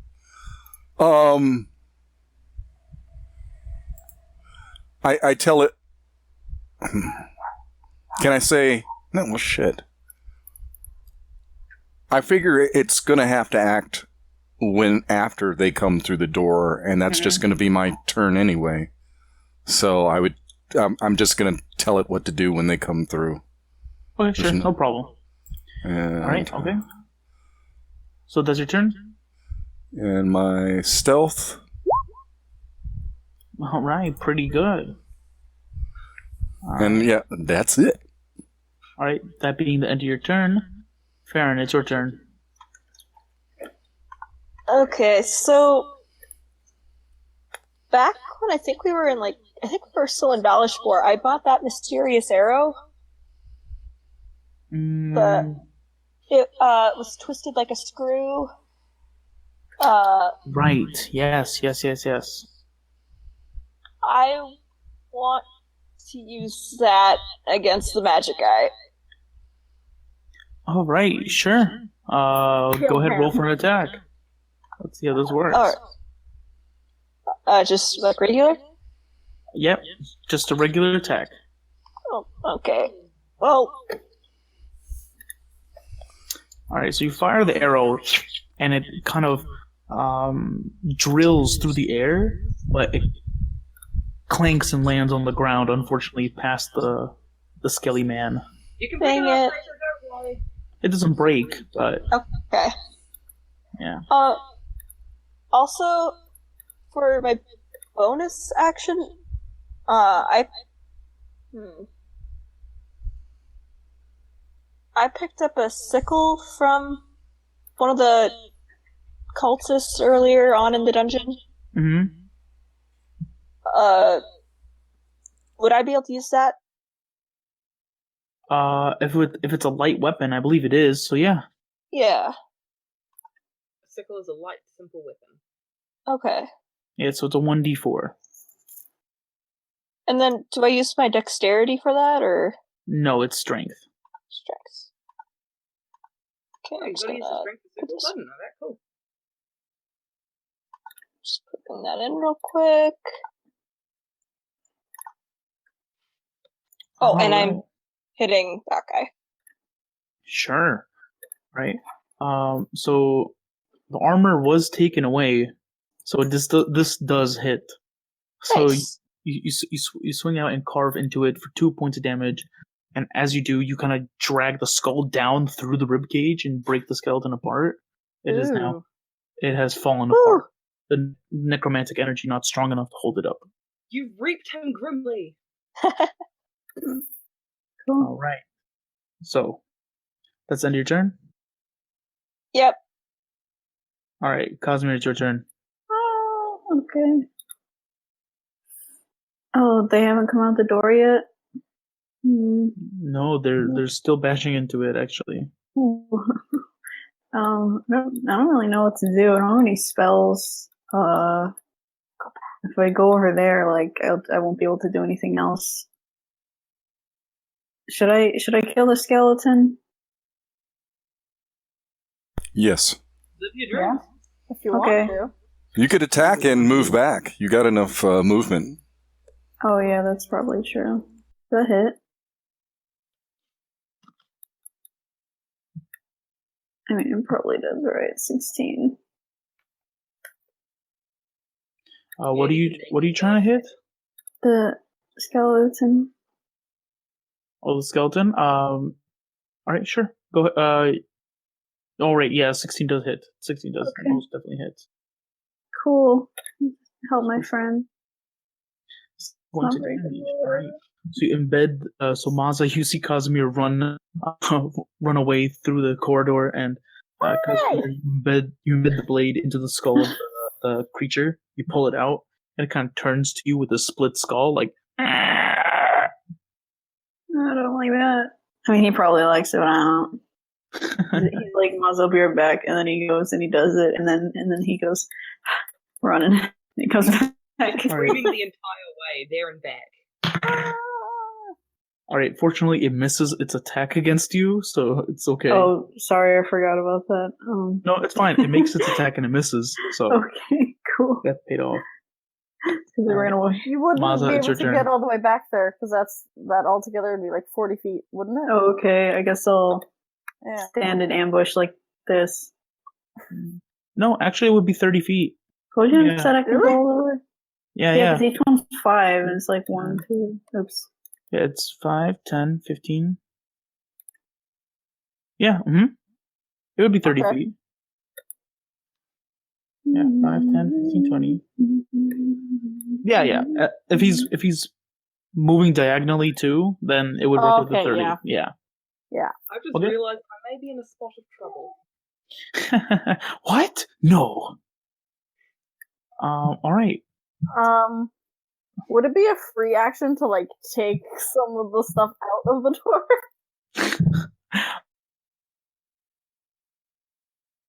Item interaction action. So Okay, yeah. I will take the longsword out, Okay. and then still get ready to chop. Gotcha. You're holding your action. Yeah. Okay.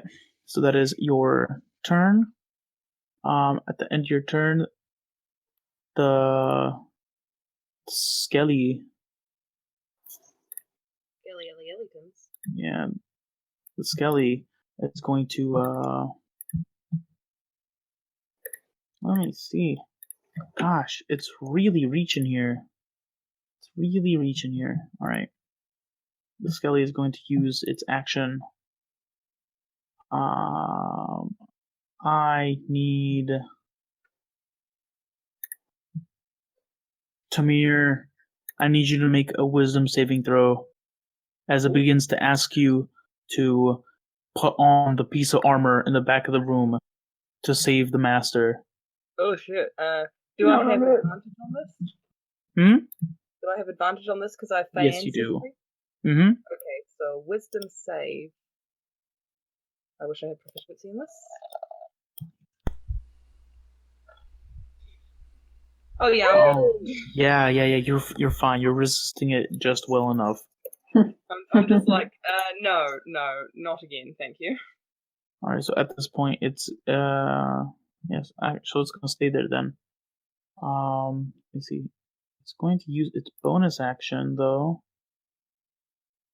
What are you gonna use your bonus action for, buddy? What you gonna do here? What could you do here? Nothing. Okay. So that's the scary Skelly's turn. Now you're gonna get punched. That's gonna be a 21. That's going to be a 19. A 17 against you. Do all 3 hit? Yep. So you take 6 bludgeoning damage in total.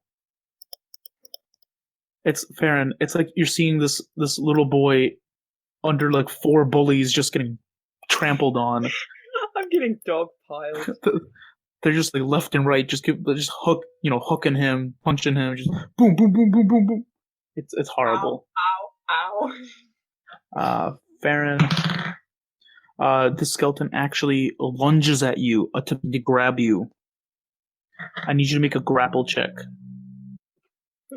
Now, if this was 3.5, I would have left. So Farron, you can choose between athletics or acrobatics. All right. Oh, okay. So as you, so you didn't expect the skeleton to lunge at you like that. So unfortunately, you dodged too late, and it latches onto your arm and little pieces of clothing. So it has grabbed onto you, grappled. Your speed is 0. All right. So that is their turn. Tamir, it's your turn. Excellent. Okay. I once again, everybody thunderclap your hands, and I will cast thunderclap once more.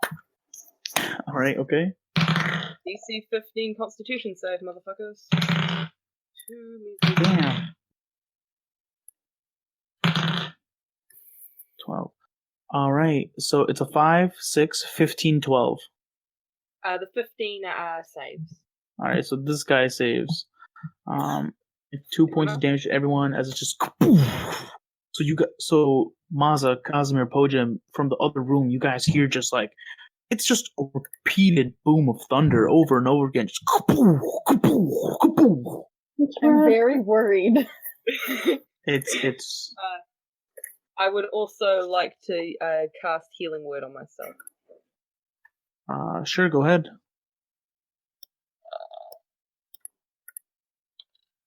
Nine. Alright, so you're gonna heal 9 hit points there. Alright, so that's the end of your turn, Tamir. Okay, I'm much better than when I was left off. Alright. At the end of your turn, these thugs are gonna attempt to push through.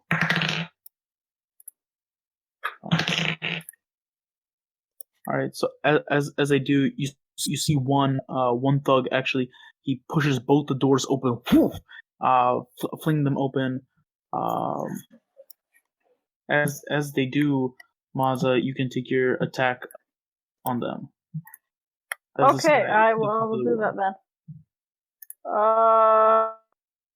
Attack. Oh, okay. 9. Unfortunately, it seems as if that while you guys were, talking behind the door, he may have overheard it. So you swing your axe forward, and he's able to dodge it. Split second. But yeah. Hey, come on, man! These doors are thick. All right. So as he comes out on the other side, the other thugs are gonna begin to schmoozy down through here. This thug is gonna swing at you, Casimir. Okay. So that is going to be a 10 to hit and a 19. And a 19 what? 19 to hit. Oh, okay. Both of them are attacking me. No, or only one. He's attacking twice. Oh, okay. I see. So the first one misses. Ow. The second one does hit, though. So you're going to take 8 points of slashing damage as this battle axe sinks into your ribs, and it pulls out. I got bad news, y'all. You down? Yep. Yeah, I remember you had 7 left, and I was just been healing myself the whole time. So Casimir is bleeding out. Stay away from your healer. I'm bleeding out. All right. These individuals are going to stay back here. Actually, bows drawn. Yeah. And then you guys can hear the clanking of metal-clad footsteps. Clank, clank. All right. So that is their turn. Po-jem, it's your turn. Po-jem is, while he's been in the corner, has been having a thought. It's like, maybe I should have moved into that other room. first and foremost is going to... Wait, let me see.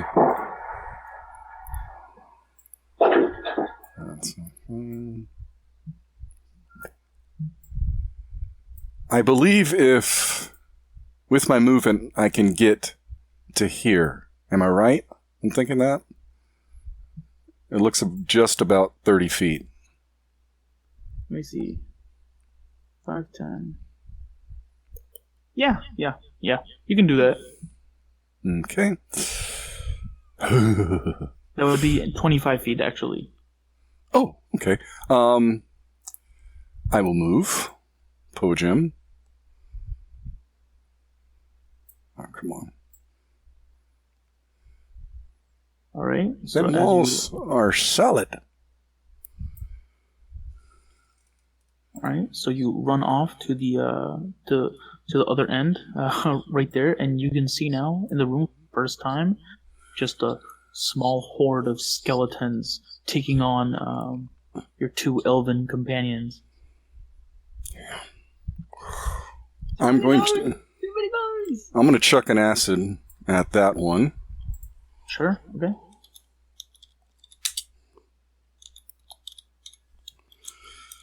Come on. Unfortunately, that is a natural 1. What the crap? So, with your constant running around and battling, it seems that some of your glass bottles have become fragile. So as you lift this above your head to chuck it, it pops in your hand, spraying across your arm. So I need you to roll for damage. Does anyone else see that? Yeah, that was weird. I have destroyed it. It can't hurt you anymore. That was acid, so that will be 2d6. Ouch.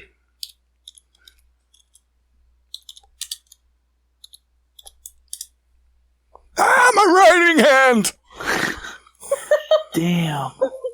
Yeah, that's a solid hit as you get drenched in acid. I think that's the best roll I've ever done with my own shit. But on me, that's fabulous. Screaming in pain, I will yell at my gummy bear. Go attack this one right here! Alright, the gummy bear makes some squelching noises, and it goes to attack. Oh, hot damn, yeah, that's gonna be a 20. Unnatural. Still hit. But you guys watch as it swings out with its buttery form.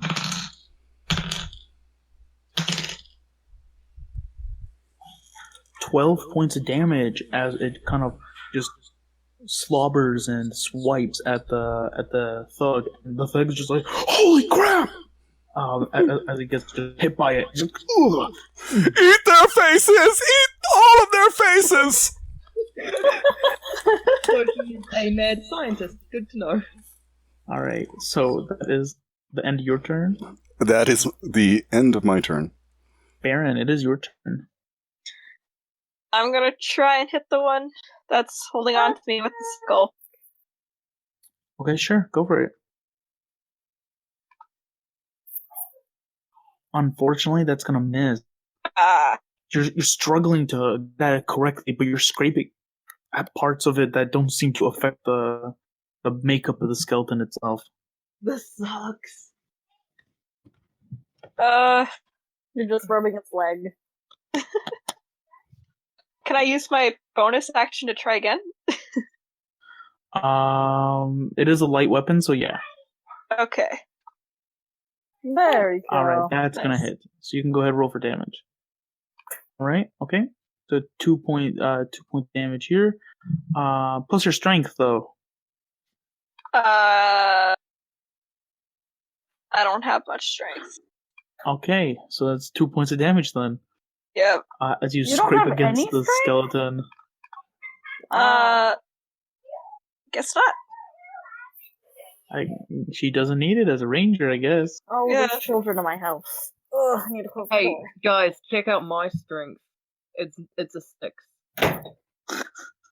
Oof. Oof. Yeah, Tamir is carrying bare minimum. Tamir is dainty. All right, so that's the end of your turn, Farron. Yep. All right, Casimir, I'm going to need you to make a death saving throw. Okay, fine. I don't want you to die.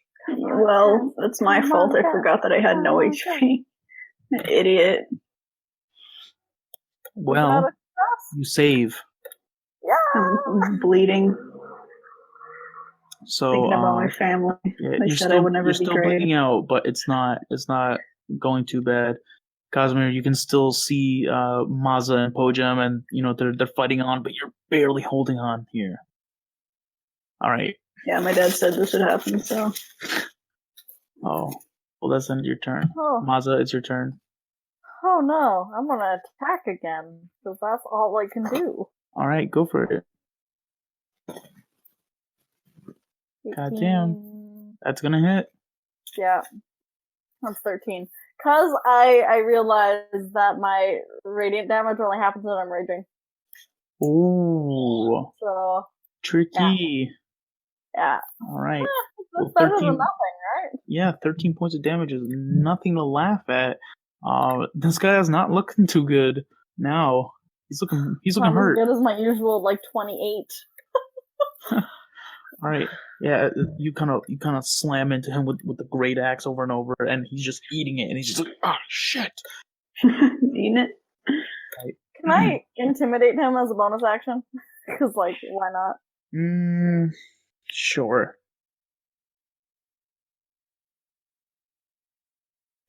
No. All right. All right. So as you do this, he looks at you and he says, "Shit! Oh God!" He looks unnerved now that he has realized what has struck him. All right. So that is your turn. It is the skeleton's turn.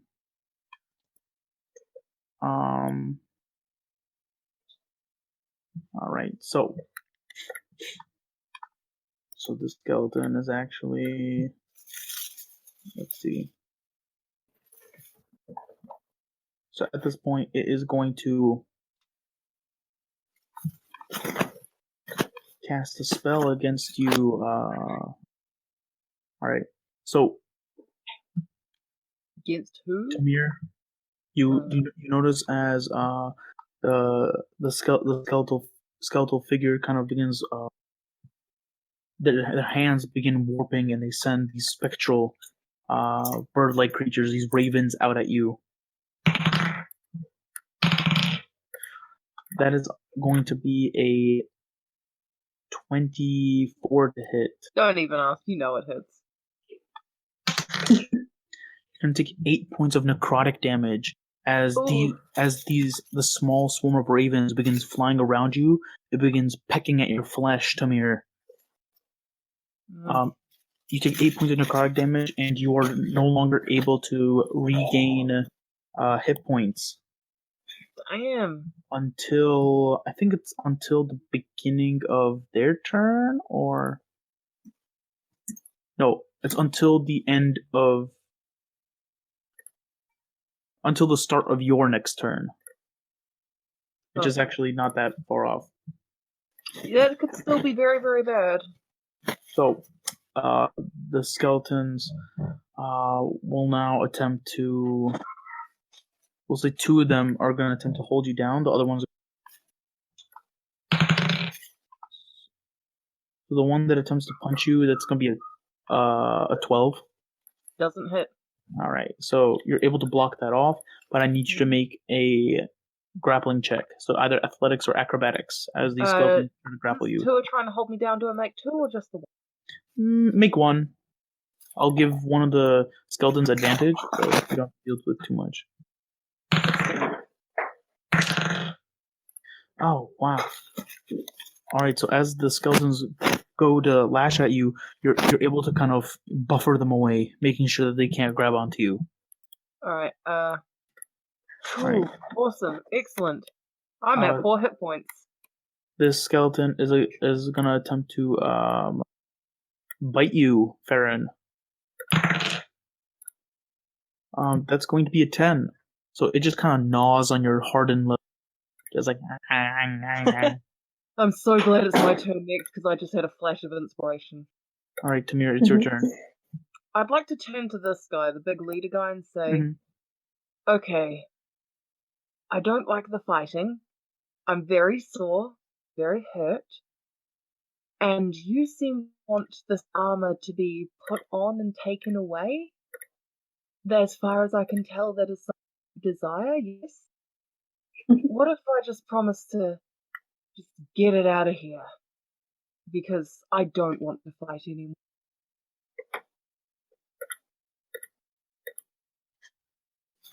Are you casting a spell, or are you asking I'm a question? trying to convince him.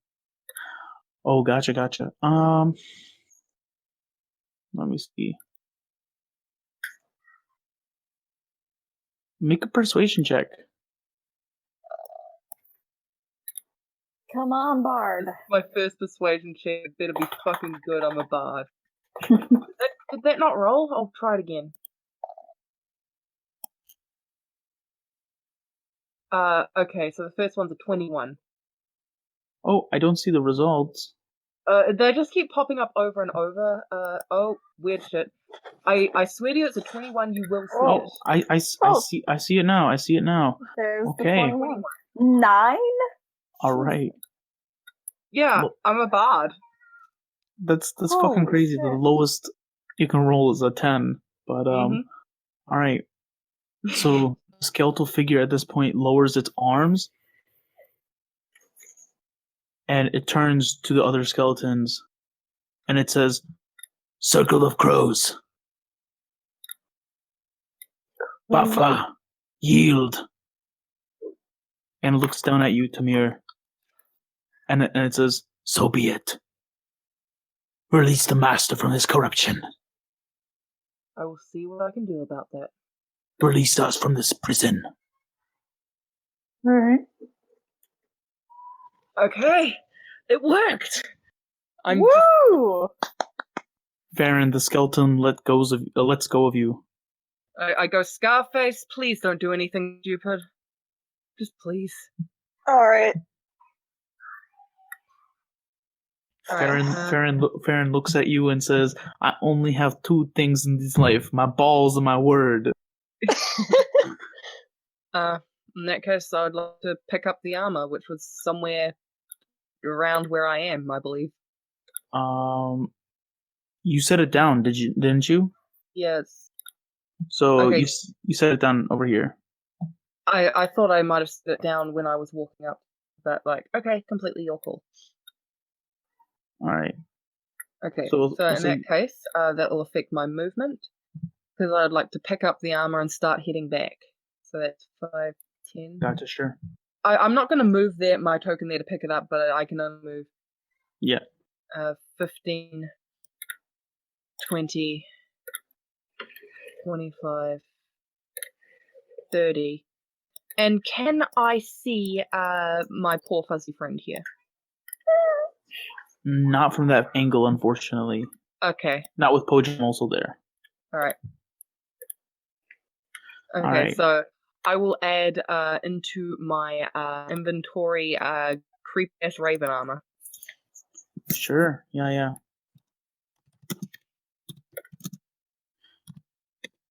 After I just pop up behind Po-jem. Hey, what's going on? Po-jem gives you little to no recognition. Well, I generally speak on my turn, but I will say on my turn, just the person I was looking for. Friend Casimir, and I point right to the corner where he's laying, is it's down. I'm out of commission right now. All right, so we'll say that's as much as you can get out. That's the end of Tamir's turn, and the thugs, these armored people, will continue their onslaught. This one, looking at you, Maza, he's gonna disengage. He's gonna disengage, actually, and He's going to head for the Coward. back. 5, 10, 15. 20. Attack of opportunity from my jelly. Yes, that is true. Wait, if he disengaged, doesn't mean like, oh, it's just for me. Never mind. Oh, no, you get one too. Oh, I do? Okay. Yeah.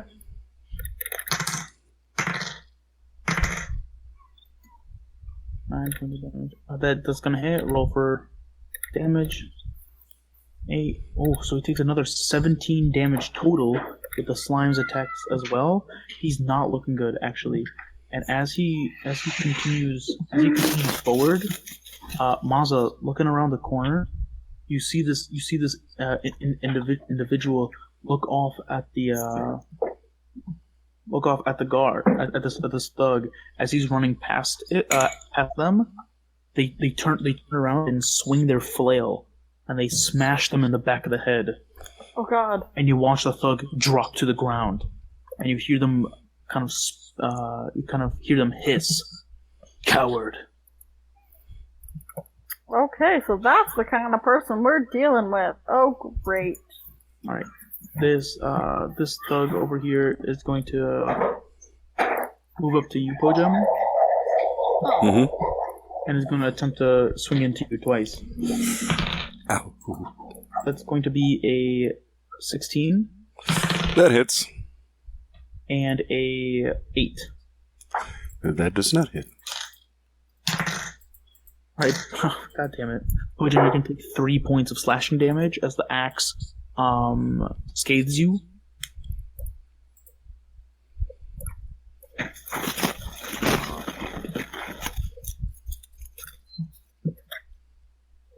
Then the thugs with the bows are going to fire their arrows.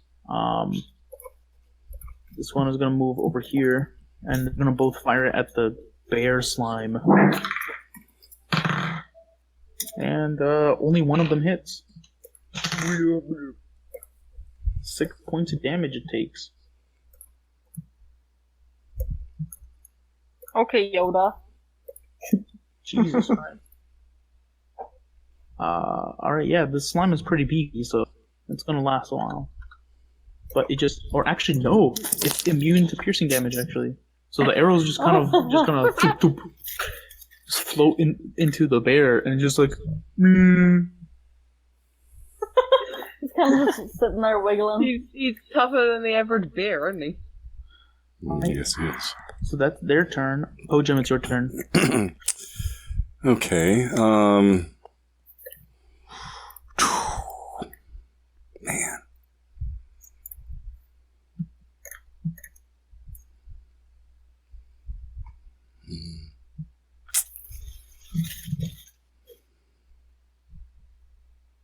Damn.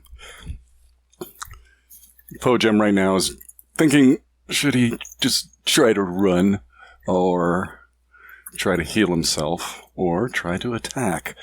Well, I'll start with Green and Chewy, and move him up there. Okay. And He's gonna make his attack. attacketh. Should be advantage. Yeah. I don't think he'll need it though, but yeah, okay. That's gonna be a 22 to hit. What a G.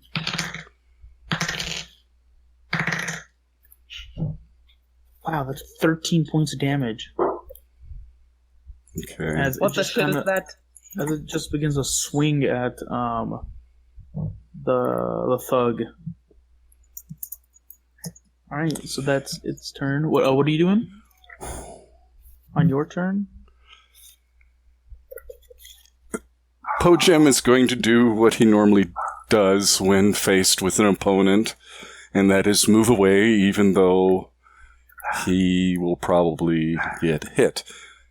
And seeing that there's things in that room and not knowing if there's an exit and knowing that there is a potential exit that way will...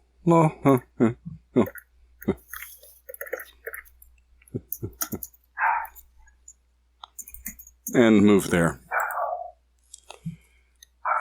Alright, okay. You're disengaging? No. I'm just Alright. going to move. And if I get hit, I'm going to cast a heal spell on myself if I get hit. Sure. That's going to be a 17 to hit. That hits. All right. Can I? Do you want me to cutting words that? It's a cantrip. Cutting words uses my bardic inspiration. You feel so inclined. It wouldn't hurt. Go with your heart. I would love it. Po-jem would love it. Okay. I will just basically distract this guy by just like throwing a pebble at them and yelling, "Oh, hey, you couldn't hit the broadside of a barn anyway, so roll a d6 and subtract that, and that's it for my bardic inspiration." Alright, so roll a d6 then? Oops, sorry, typo.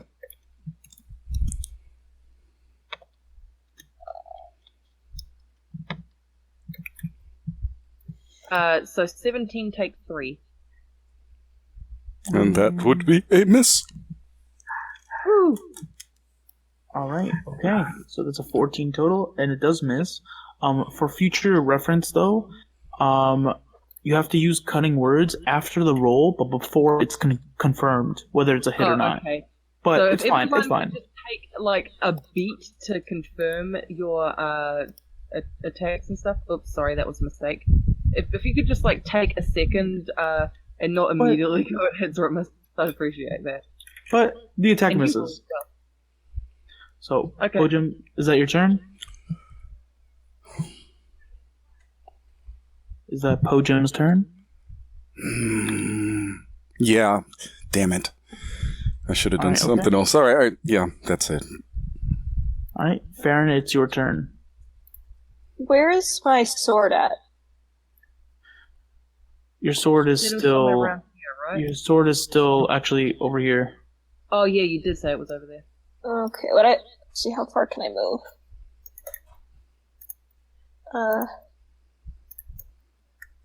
Can I move over there and pick it up? Yeah, that would be 25 feet. But yeah. Alright, I'll go over there. I'll pick it up, and then... Okay, I'm gonna try and talk to the magic guy in Wraith and say, I'm sorry for attacking you guys, but there are other people attacking us right now, and if they kill us, we won't be able to move your armor that you so want to be moved. Would you be able to help us out? As you speak this out in Wraith, the skeletal figure almost like its head just like snaps towards you, almost angrily, almost with like a speed. But as you continue to speak, it seems to almost hesitantly calm, and it speaks to you in Elvish, and it says, "I do not understand you. The words you speak." Huh. Can I try again in Elvish? Yeah, sure. If Okay. you communicate the same idea, then it says, "So be it. The Black Hand will fall. We will help you. Woo! But you must refrain from speaking that tongue, child. For the same that use it can use it to see you." Huh.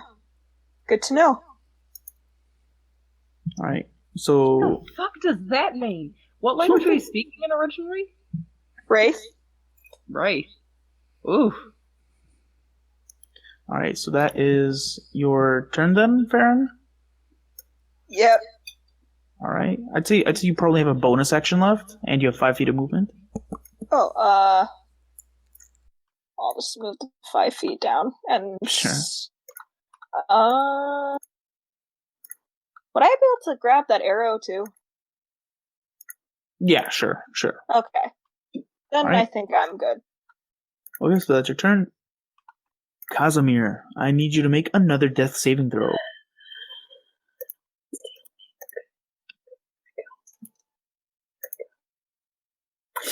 That is another success. I'm just lying here. Woo! Let's just say. Casimir is just like Casimir, you're eating it, but like you're pulling through, you're fighting the urge to pass out into unconsciousness. Yeah, I should be dead. I'm just thinking about my future wife. All right, okay. So, Casimir, that's going to be the end of your turn. Mm-hmm. Maza, it is your turn.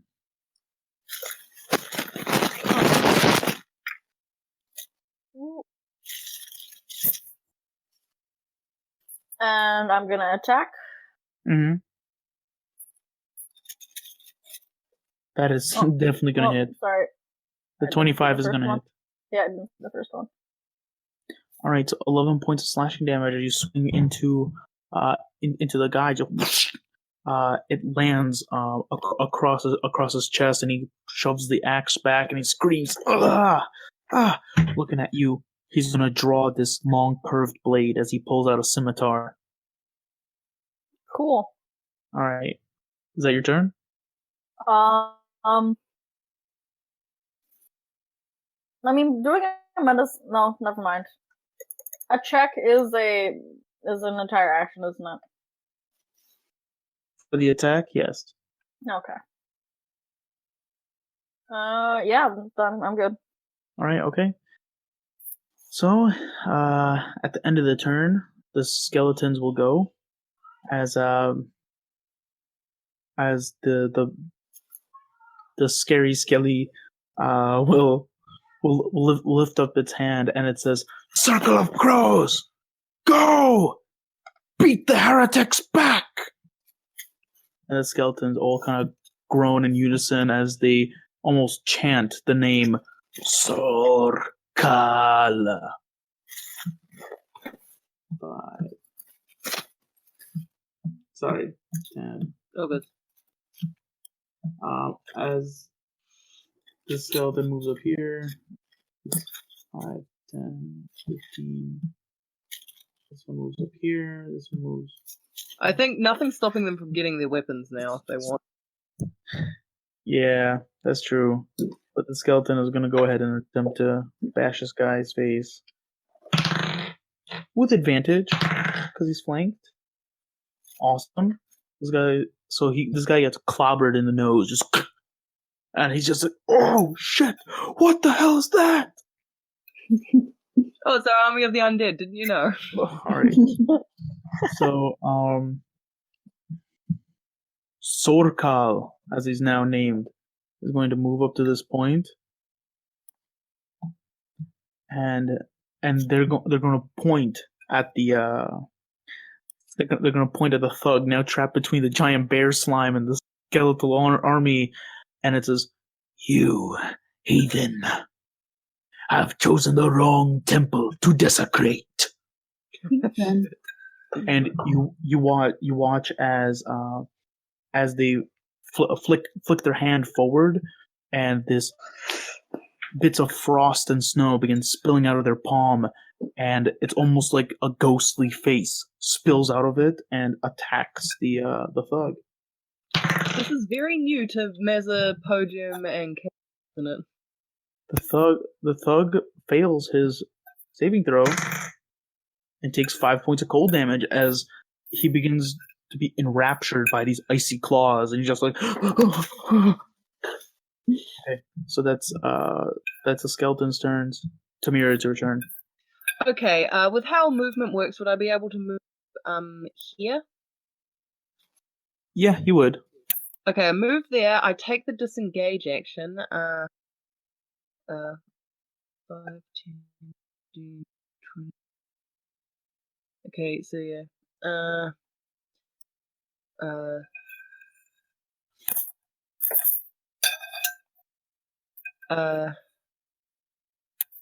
Yeah, I move up to here. And then I cast Healing Word on Poor Fuzzy. Alright. Roll Heal D4. the fuzz. Spell slots.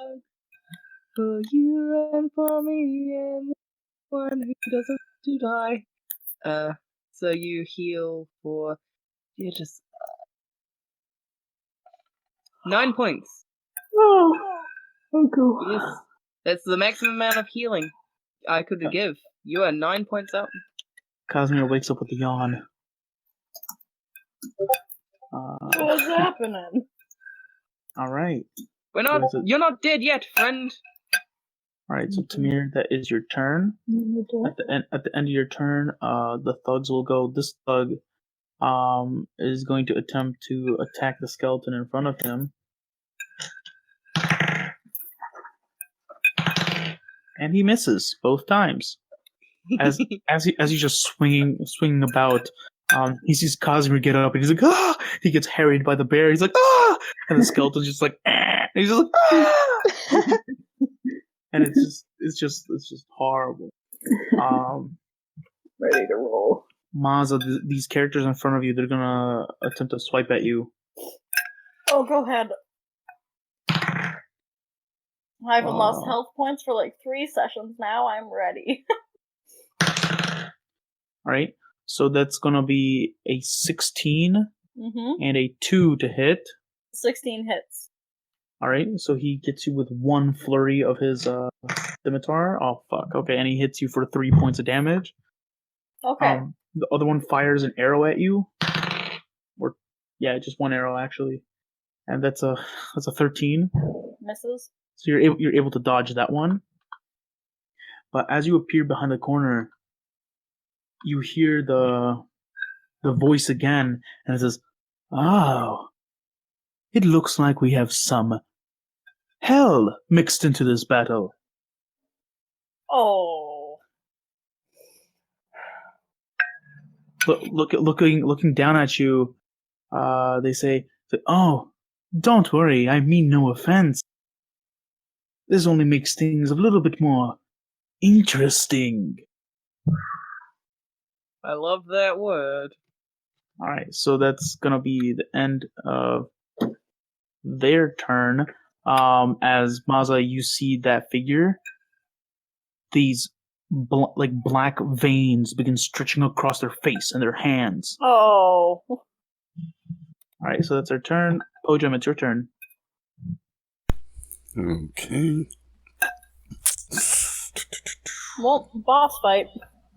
Well, let's start with Greenie and have him attack homeboy Rat Chair. See if we can move him from the field. Holy shit, yeah, it works. That's like a 21. Oh my god. Jeez, this guy is such a hard hitter, but that's 15 points of damage. And let me see, that's 13. Yeah, no. So this guy, he gets walloped by the bear, and he's prone, and he's just like, and as he moves, he screams as it looks like his legs have been broken. Oh God! Good bear. Good bear. All right, it's your turn. We'll move forward. And chuck a vial of acid at this first person. Sure. Okay. So you chuck the vial of acid. Go ahead and make an attack roll.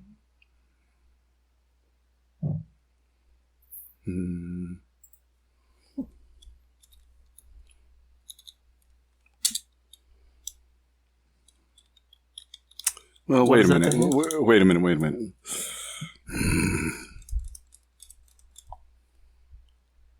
Yeah,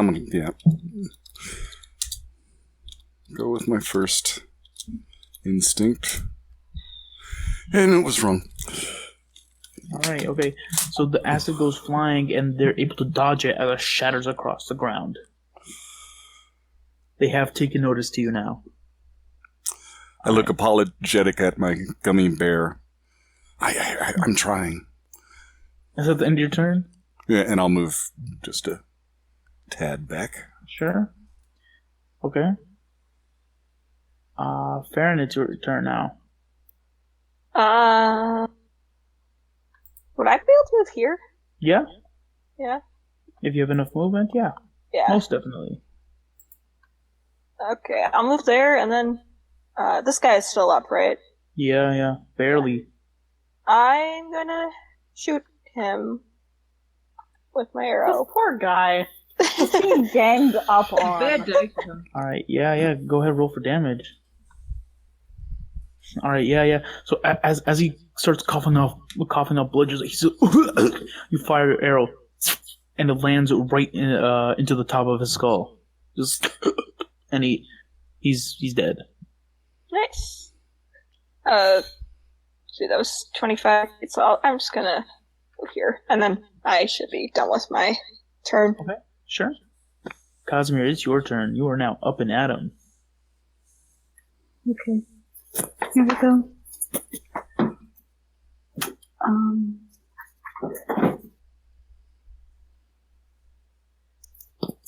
I guess I'll fight this guy.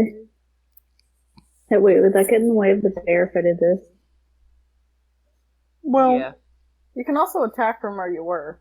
Oh, I can attack through the wall with a sword. Yeah, you're like behind a wall, kind of. You know what I mean? Yeah, so I it's can like still from hit. cover. Yeah. You can still hit him with the sword. Okay, here I go. Big old sword. No, I'm really weak from the one loss. All right. Yeah. So you go to swing the sword. As you pull it up, though, you cut off your belt and your pants fall down. Well, why do you have to make it that bad? It was oh, it is a critical failure. I didn't even notice that. So Alright, that's fine. So we'll say your speed is halved until you pull up your pants. Well, it's already bad enough because Maz is right there, but, just make it worse for me. All right. So Not trying I'm not to the only look one who's been away. pants this campaign. Avoiding my gaze as best I can. all right. So is that your turn, Casimir? That's why Po-jem wears robes. That's not any better though. I feel like Po-jem wears robes like because he's been pants so many times. He's such a nerd. I mean, It's like this will teach you. I mean, Po-jem to be does not perfectly wish honest, to though, like, speak on such a subject. All right. Okay. You're But- so- he's probably wearing like full pants under his pants because he's like Russian forest hunter. Like he probably has tons of layers of clothing. all right. Gotcha. So it's like long johns. Yeah, it can't be that bad. Gotcha. All right. So that's gonna be the end of your turn, Casimir. Yeah, pretty pathetic. All right. Bonza, it's your turn. Okay, I want to attack again, because that's the most I can do. Go for it. Yeah! We're Holy doing great, guys. wow, 2 ones in a row. Baron managed to get You us a can bunch of pants me spells. if you want. Maza, you just get pantsed by yourself. It's just swinging the axe. It just hooks on your belt and like breaks it, and your pants just fall down. Unlike cousin over here, I'm not wearing long johns. Oh no. It's yes, this is a the skeletal figures on the inside of the room looking at Farron like, is this like, are you guys serious? I didn't intimidate the guy in front of me because like you didn't see anything. Sure, make a deception check. Oh no! You know, I could actually convince him of that.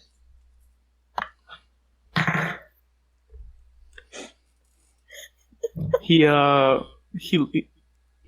looks at you and he grimaces like he's like, this fucking bullshit.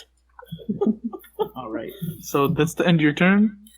Yeah. All right, so now the skeletons will begin to filter. We'll say the skeletons probably grab their weapons as by, except for the guy in the front. No, not you. 10. Alright, so the skeleton is gonna move up. We'll say 15. He'll move all the way up here, and he's gonna swing at the archer. He's gonna swing at the archer because he's angry that he doesn't have his crossbow. Yeah, that is a 14. That is Better going to than a hit. 1. Woo! Alright, 2 points of damage. Poof!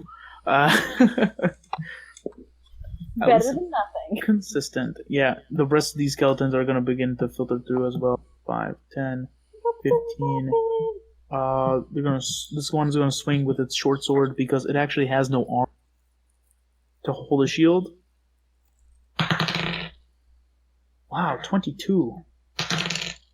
All right, 4 points of damage to this guy. He's not looking too well. 5, 10, 15.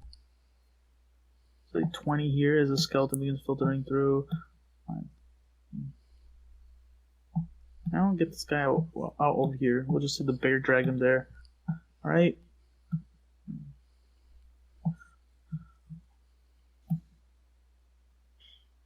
This did not go the direction I expected it to. Yeah, I joked that we could do this, but I didn't think we could. Alright, so the skeletons just begin filtering out of the room, and this skeletal, this magical skeletal figure pops out, and Maza, you see the armored individual in the room, says, "God damn it!" I just kind of grin mockingly at her. All right, and you watch as the skeletal figure begins clasping its hands and begins tearing them apart, and you see an arc of purple lightning appear within their hands as they toss it as the individual all the way in the back, and they're casting Witch Bolt. Oh fuck yeah! Get Somebody's making the rainbow of imagination, Right. which looks cool. All right, so that is going to be a 16 to hit. Does that hit? Yeah, it does. Hell yeah. All right. So lightning bolt slams into the individual, and they're going to take 4 points of lightning damage. So be it. And they're just and the skeletal the skeletal figure Sorkal is going to grimace and hiss, "Unlimited power!" And it holds this electric arc in between the both of them. That's going to be the skeletal. We'll say the circle of ravens. All right, Circles. Tamir, it's your turn. Yeah, circles. That's better. Much more catchy. All right. Okay. Shit, there's not a lot I can do. Is there anyone else who wants healing? That's what I'm here for. I'm at 9 hit points. Yeah, you are. But you cannot see Farron. Oh yeah. Well, I'm at 4 hit points. So Please heal yourself. Heal yourself, so please. I'm gonna touch myself with my healing hand. Yeah. So I'm gonna cast Cure Wounds on myself. All right, go ahead. She's doing it right in public. I just let myself on the ass for healing. That's such a bird thing to do. As you start sensually touching yourself and heal yourself for 8 hit points, one of the thugs with the bow and arrow is like, "What the hell is going on?" It's like we got two people with their pants down, all the skeletons coming out of nowhere. This one's touching themselves. It's so weird. Yeah, it's a little A bear. I duck back here. All right, is it the end of your turn? Yeah, that'll end my turn. All right, Po-jem, it's your turn. Oh no, actually, not your turn. Sorry, not yet. It's the thugs' turns. How could I forget? The thugs are going to. This one is going to attempt to swing at the skeletons instead of you, Maza. Oh, okay. All right, a 12 is going to hit that guy. 18 is going to hit the other guy. Poor. All right, so he swings out and he severs the spine of this skeleton. He pierces the other skeleton. You can hear bones beginning for 6 points of damage. Poor guy. So he's the skeleton's like, this one is going to continuously fire arrows. We're going to say at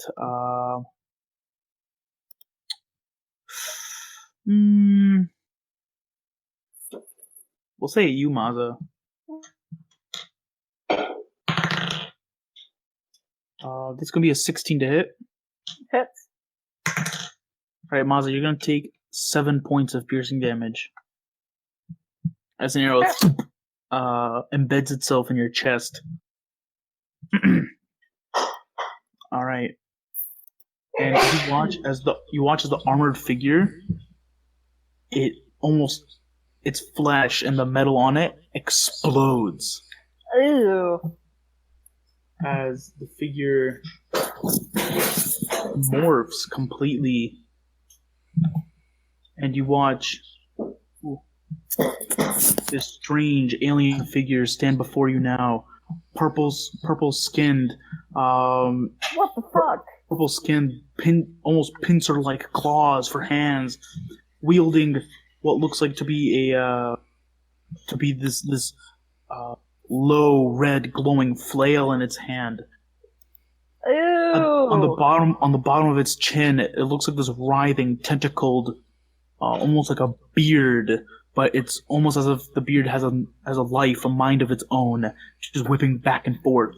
And this hellish, fanged smile appears on the creature's face. Speaking of illithids. Gross. Right. Cool. And it just kind of grins at you, and infernal. It speaks to you. Great. It speaks to you, Maza. And it says, It's good to know that some of our influences has bled through into the world. Demon. Shit. Great. Oh, yum.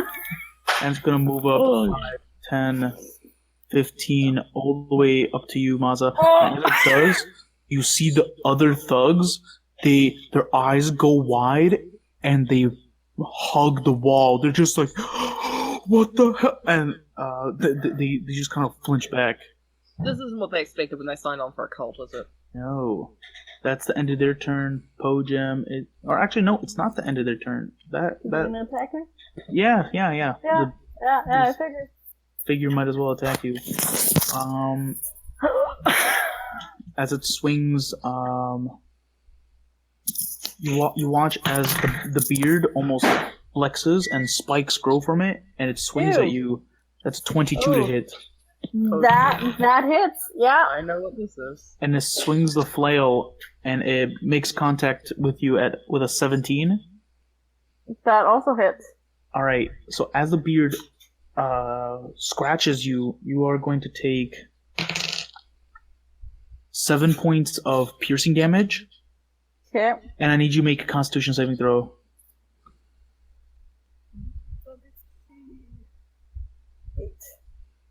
Okay. Constitution saving throw? Mm-hmm. 21. Alright, awesome. So you feel this horrid burning sensation kind of pulse through your system, but you're able to resist it. Let me see. Alright. So you're able to resist it, but you still take the this strange looking flail to your side. You take another 6 points of bludgeoning damage, Cool. and then you make another Constitution saving throw. Cool. Natural 1. All right. So as it Two-sided dice, right? as it slams into your side, Maza, usually you'd expect maybe a broken rib at worst, a bruise or something.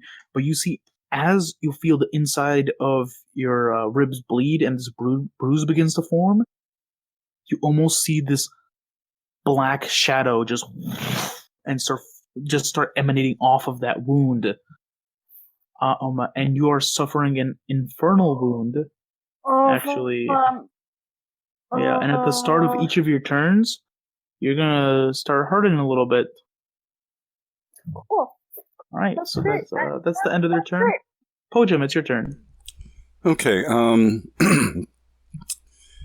Would it be possible using spider climb to kind of float my jelly above Maza so that I can Like, hang from the ceiling and attack the figure in front of Mazza. What do you mean, float your jelly? Well, on my description, it says it has spider climb. Yes. So it can stick to walls and ceilings without making any checks, but its climb speed is only 10 feet. So, yeah. But I was wondering. Oh no, I'm sorry. Go ahead.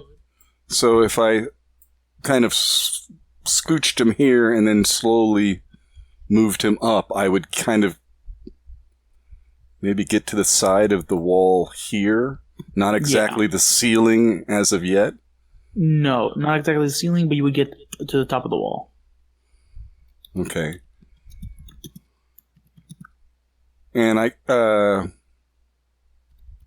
would it be able to get an attack on this one as it's doing that? Yeah, sure. All right. Let it be done. All right, okay. So this is going to be a 14 to hit, which just hits, actually. Wow. All right, and you watch as the slime moves over, it swings its gelatinous claw at it, and the claw makes contact and envelopes the head, and you watch the individual begin suffocating on the inside of the slime, grasping at it. But as it grasps at the slime envelopes its hands, and it just starts. He starts, and his body goes limp. The slime retracts, and the body falls limp. Don't like that. Don't trust like that. So what? This guy died. Hang on. This guy, This right? one. Yeah. Oh, that guy. This one, yeah. Okay. And then Po-jem will move here and cast first level Cure Wounds on Mazza. All right, okay. So you can go ahead and roll for the healing dice.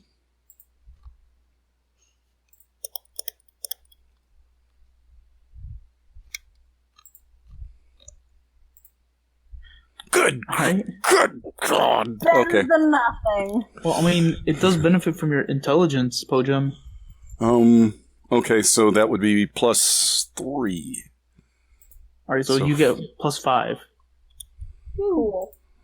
All right, so you get 5 hit points, Mazza, and as this begins to heal, you watch as the infernal wound fades away and closes. Oh, so it's gone? It's gone.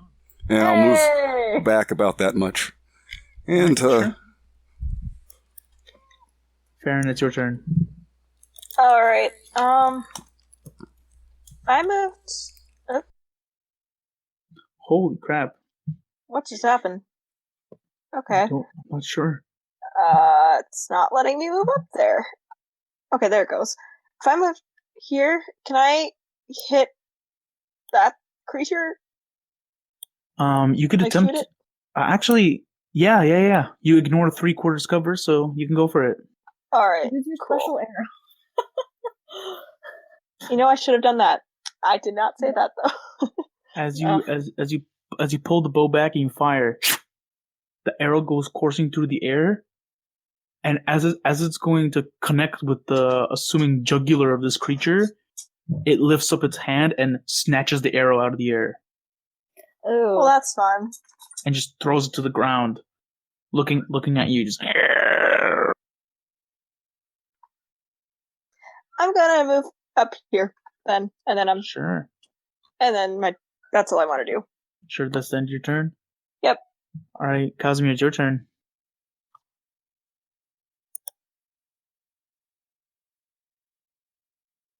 Yeah, a lot of skeletons in the way. I was on mute. That skeleton's still alive, huh? Yeah, I mean, you can move over here.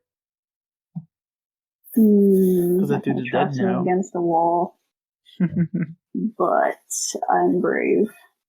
I'm ready to be macho. You just almost died. Alright. I'll do it for you. What's the shield? Ah! Oh, Jesus. Don't do that. That's illegal. What? That's treason.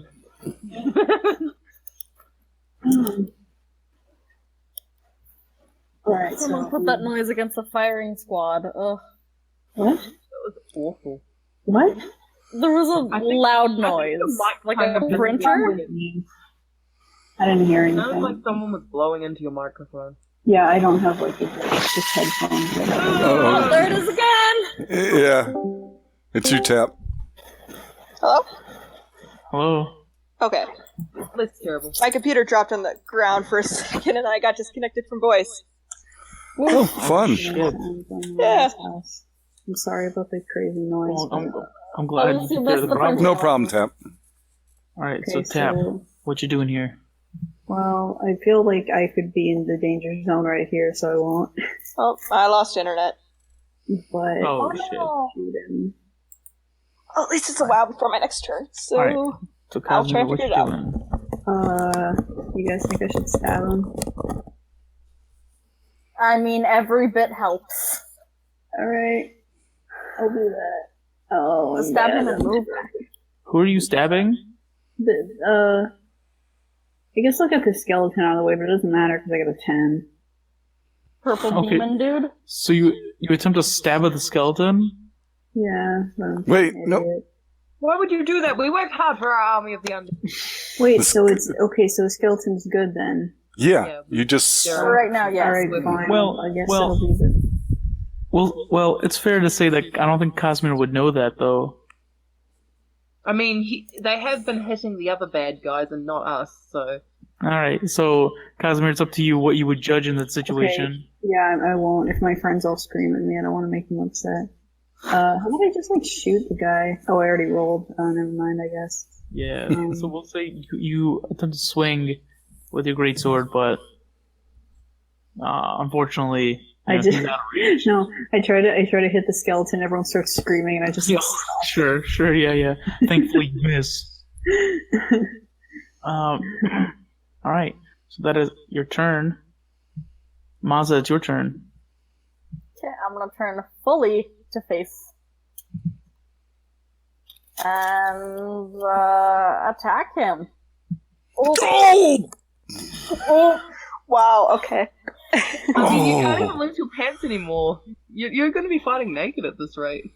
That's a lot of ones tonight. Yeah. All right, so as you I'm caught off guard by the demon. I was like, ah. And your pants are still down, Dad? so you have that going for you. and your pants There are you go, still. boy. So as you swing with your great axe, Mazza, swing forward, it catches the great axe by the handle, pulls it out of your grasp, and tosses it behind it. Oh no. Nice try. All right, so unfortunately, that sucked. But is that then your turn?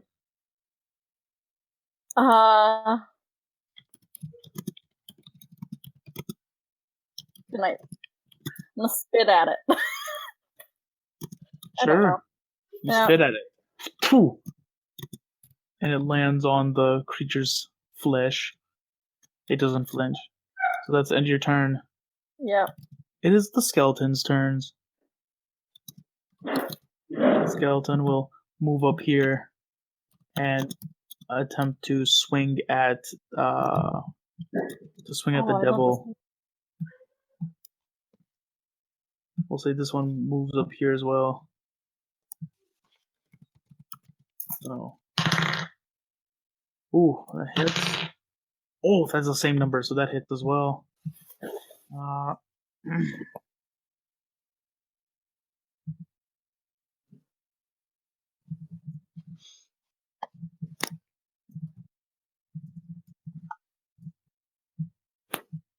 All right.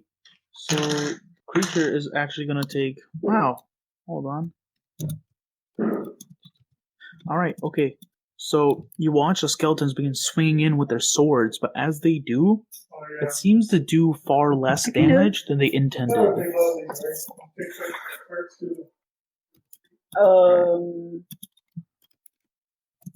Yes. All right. So as they begin swinging in, the Sorkal, still concentrating on the arc of lightning, causes to burst once more.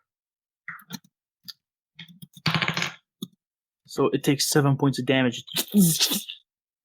and it just kind of grunts at it. All right. Let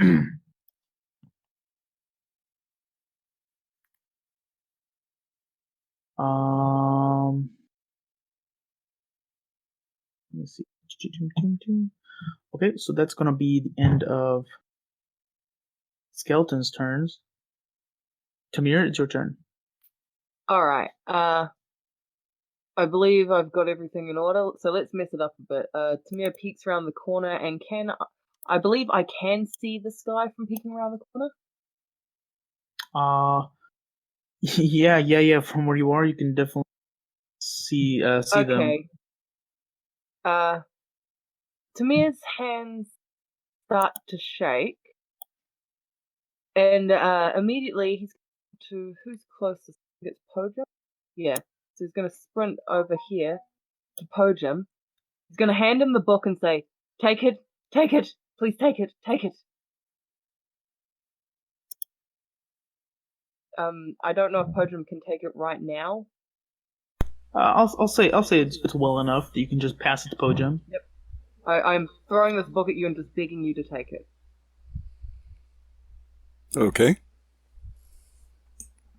So you take it? Yeah, I mean, does that eat my action this round? No. It doesn't eat anything. You can just take it. It's just, Can I hold open my bag of holding and just go put it in there? Sure. Okay. As soon as you take it, Tamir drops to his knee, shaking, and I would like to spend my plot point and do that thing we talked about. All right, sure. Okay. So let me get some different music on because I just realized. Here we go. So. I may need to leave for a bit, guys. Sorry. Sure, no problem. You can take care of this, right? So it seems that Po-jem, as Tamir ran up to you and you flipped open the bag of holding so that you could put it in, you noticed something about Tamir, that these black and reddish discolorings begin to appear on his skin. As he begins just violently shaking, Tamir drops to his knees behind the altar and he begins groaning, just oh. As he does, you see these protrusions begin to claw their way out of the flesh of the top of his forehead and the back of his head. As they do, his fingernails grow into long black claws as he slowly begins to stand up, and he looks up at you. It's like Michael Jackson's Thriller style, just fangs, complete transformation of the face. As he looks up, he just snarls, just.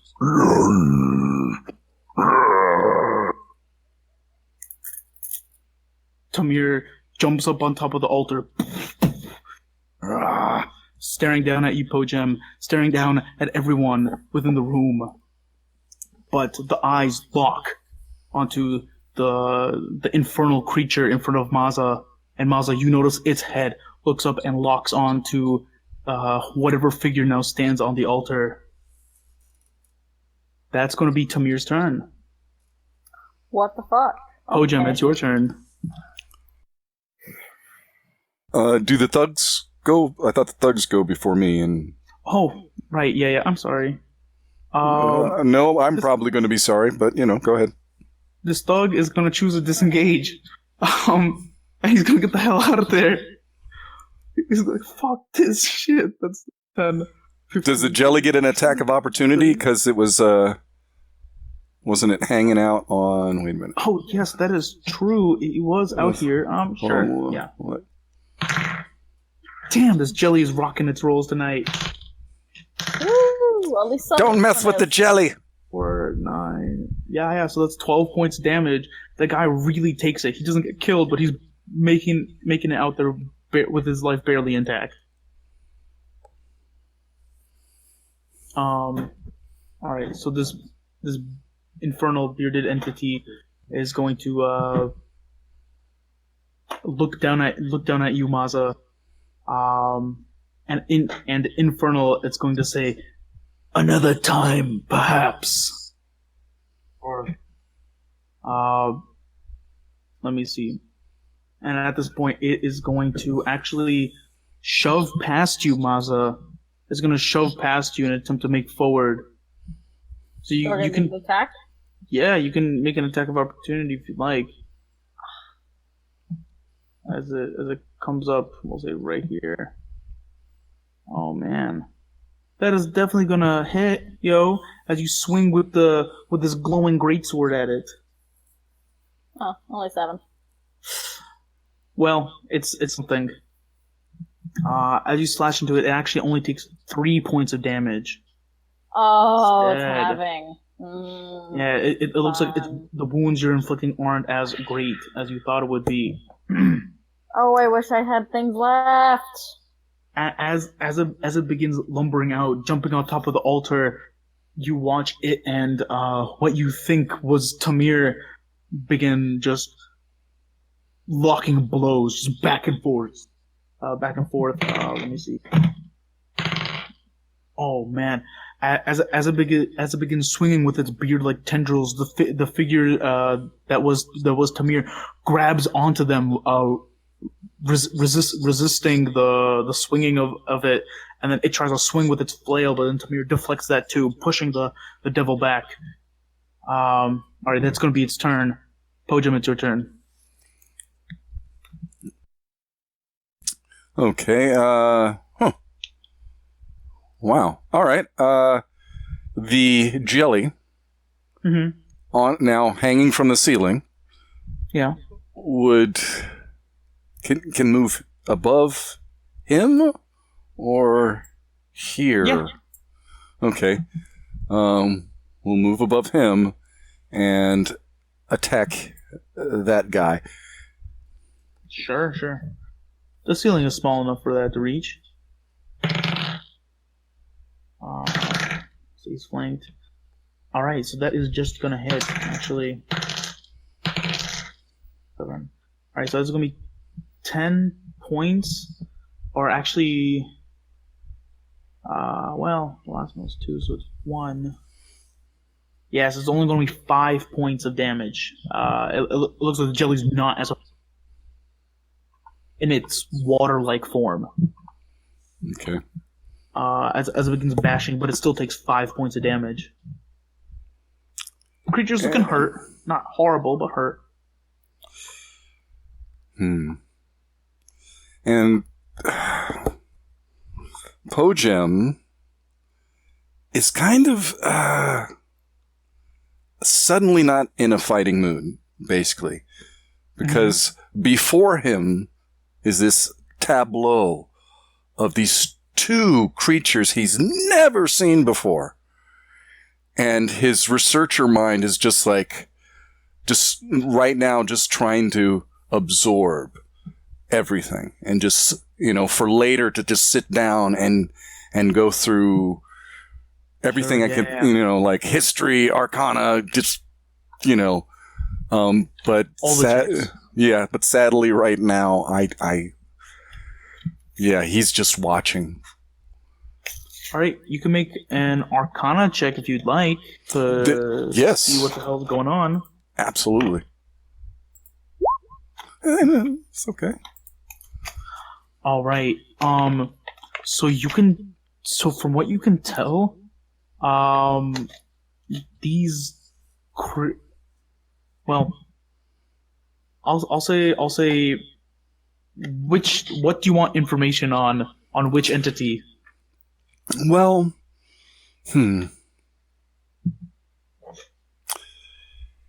since Tamir was the closest, and this was an utter surprise transformation of a new ally, I think I'd focus on Tamir. Focus on. All right, sure. As you do, you see this, and you realize that something you didn't realize before, that something about Tamir is, takes... It's... There's some kind of demonic influence over Tamir. Something is going on with him. Something not entirely, kosher, as we might say. You get the sense that Tamir is no longer controlling their own body.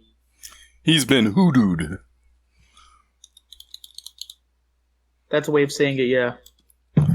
So, like some type of demonic possession. Now, do I feel like the demonic possession is a force coming from far away, or that this actual demonic being is inside of Tamir? You have no idea. Ooh, okay. You've probably known Tamir a total of like a couple hours. All right. Yeah, all right. Fascinating. Alright, so that's going to be your turn. Farron, it's your turn. You hear a lot of roaring and yelling. Well, I'll move here.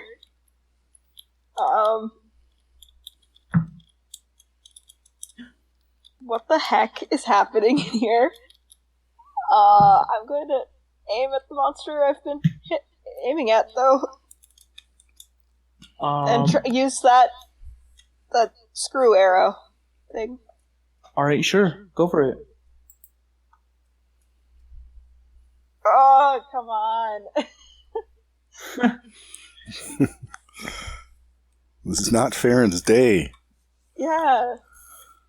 So it looks like the screw arrow, it's awkwardly designed, I guess.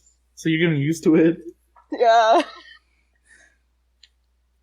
But you just know if it hits, something cool is gonna happen. Yeah. Ugh. But unfortunately, not today.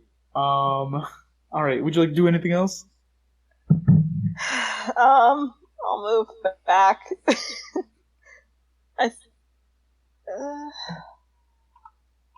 Do I want to do anything else?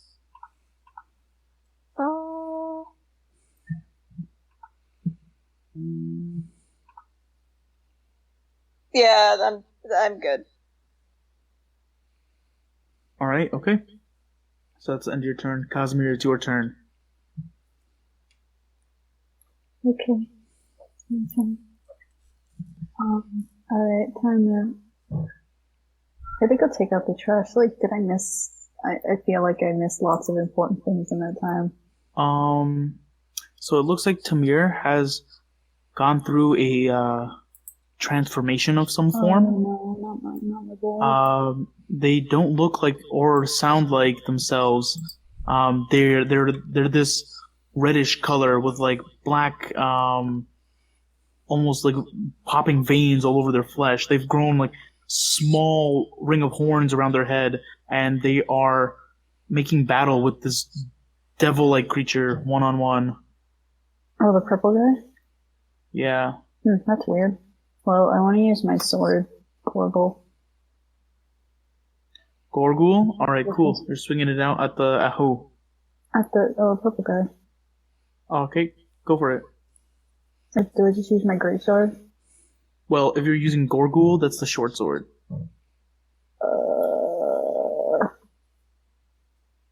That's not my thing.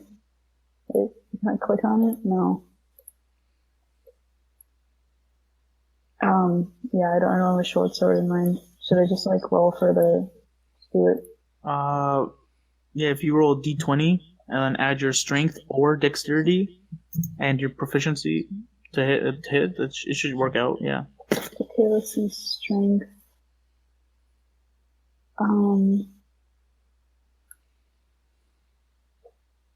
Proficiency 4.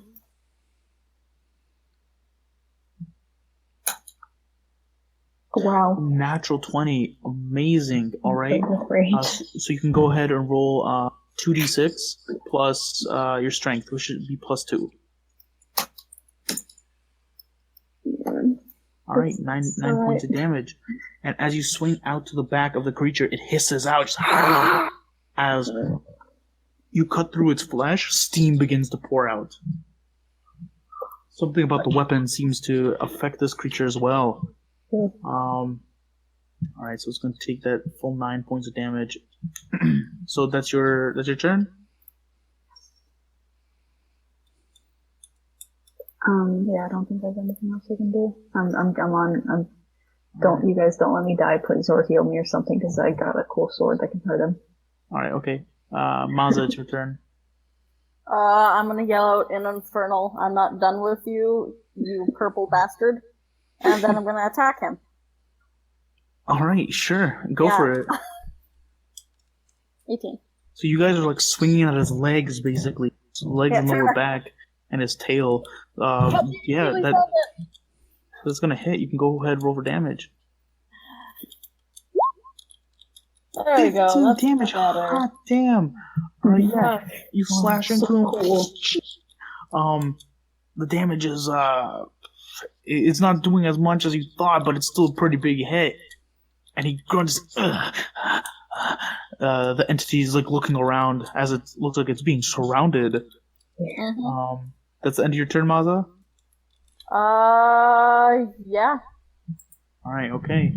Sorkal again is going to channel its lightning through it for another 3 points damage. As it just these skeletons they have no opening actually. So they're just kinda meander around, loitering. Oh, this one does. Right here. If he moves up. That's true. He's gonna climb the stairs on top of the altar. Not where this guy is, but like over here.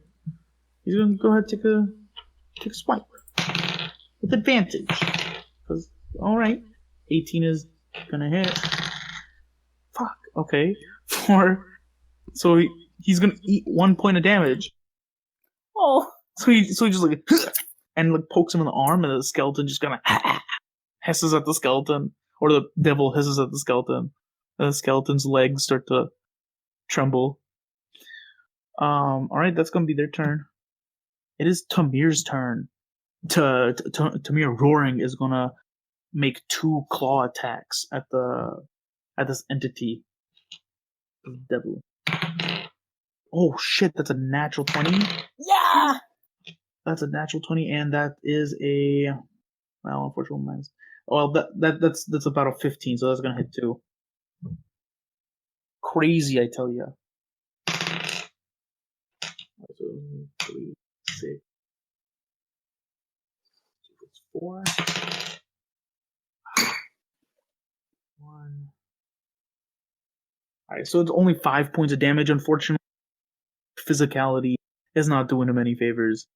But he slashes into the creature, and the devil looks like it's taking the full brunt of that attack. That's going to be Tamir's turn. After Tamir's turn, the devil looking around. Fine, so be it. And begins casting a spell, and you watch as it disappears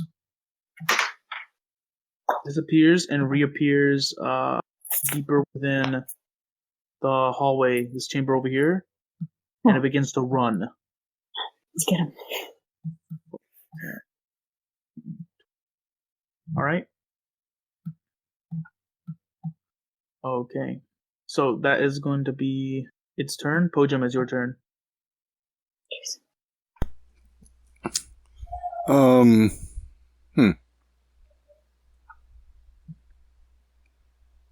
Po-jem is still kind of just really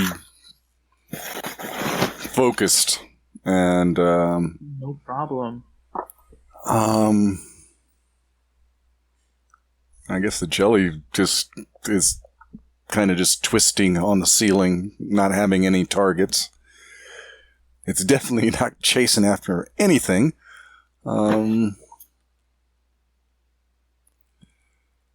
Disappointingly, having this creature disappear and not having enough more time to study it will just move over a little bit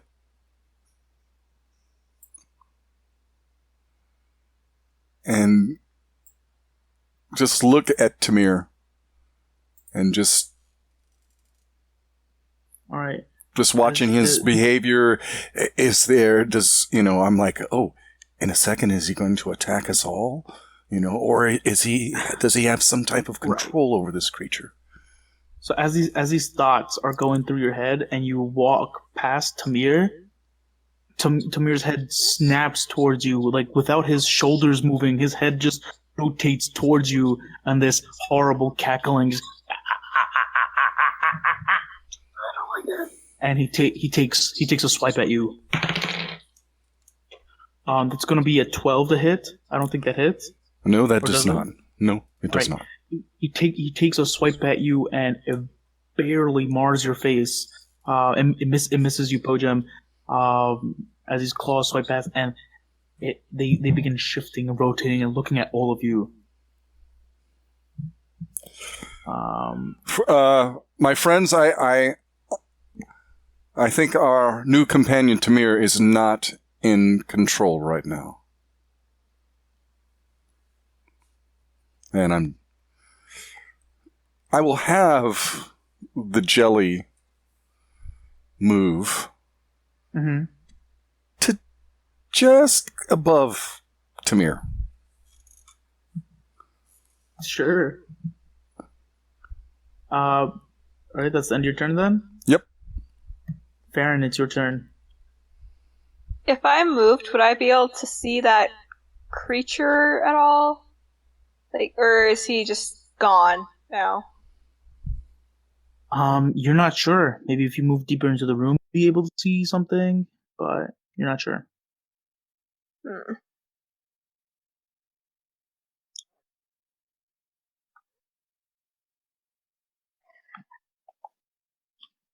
Okay, I've never used it before, but I kind of want to use the creature codex.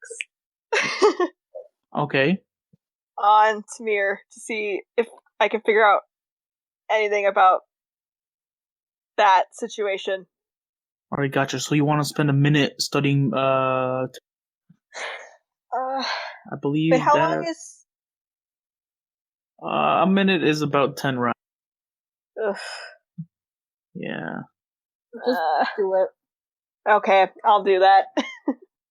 Honestly, All my arrows have pretty much been trashed tonight anyway, so... I don't know what I roll for that.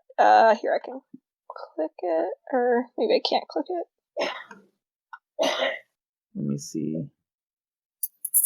I'm just going through stuff I sent you. Oh, I have it written down. If you can successfully study any monster for at least 1 minute and then succeed on a DC 10 plus CR investigation check, you can find out some useful information. Alright, gotcha, sure. So we'll say you're going to spend a minute there. If you guys want, we can exit initiative at this moment. Yeah.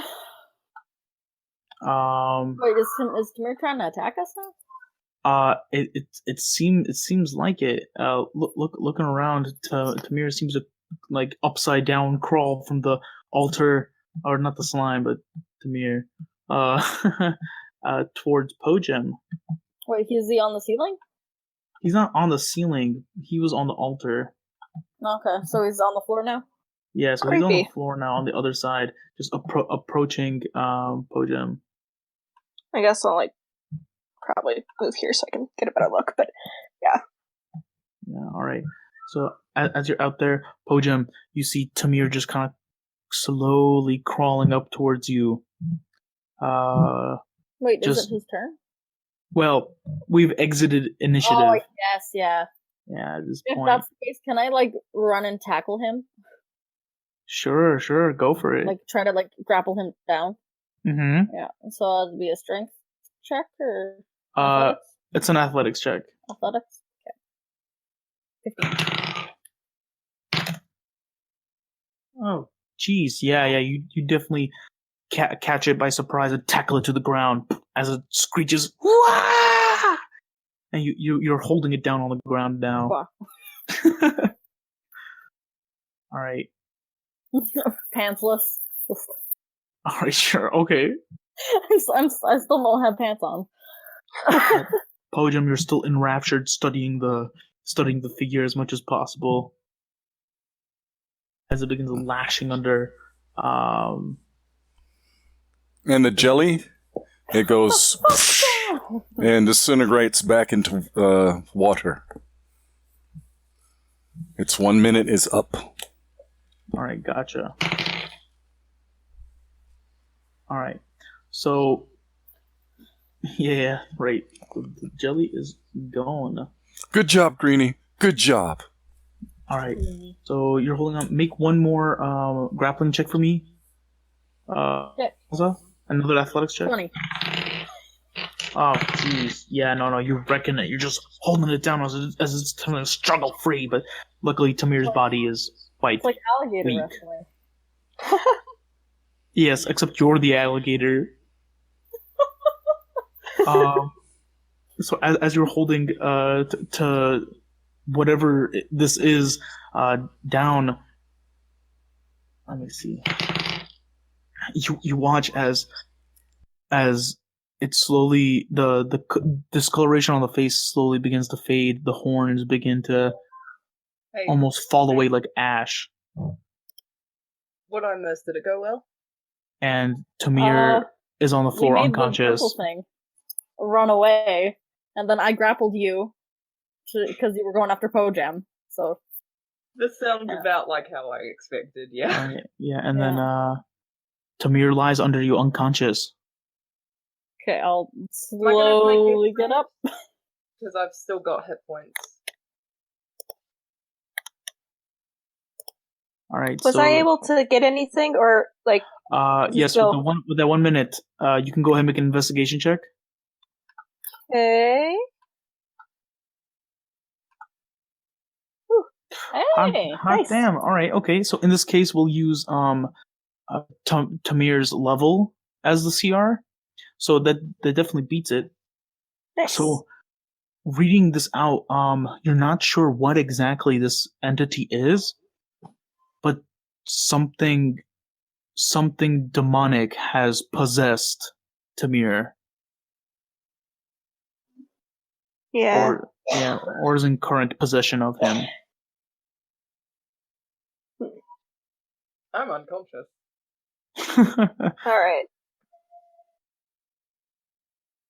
Yeah.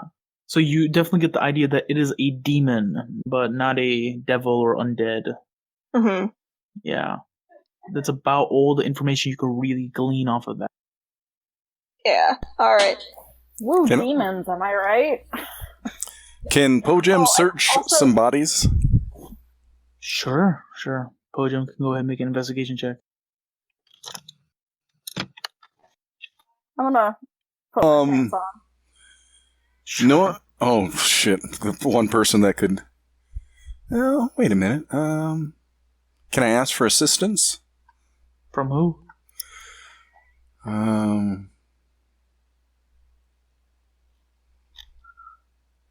think... Well, Tamir's out. So, Farron?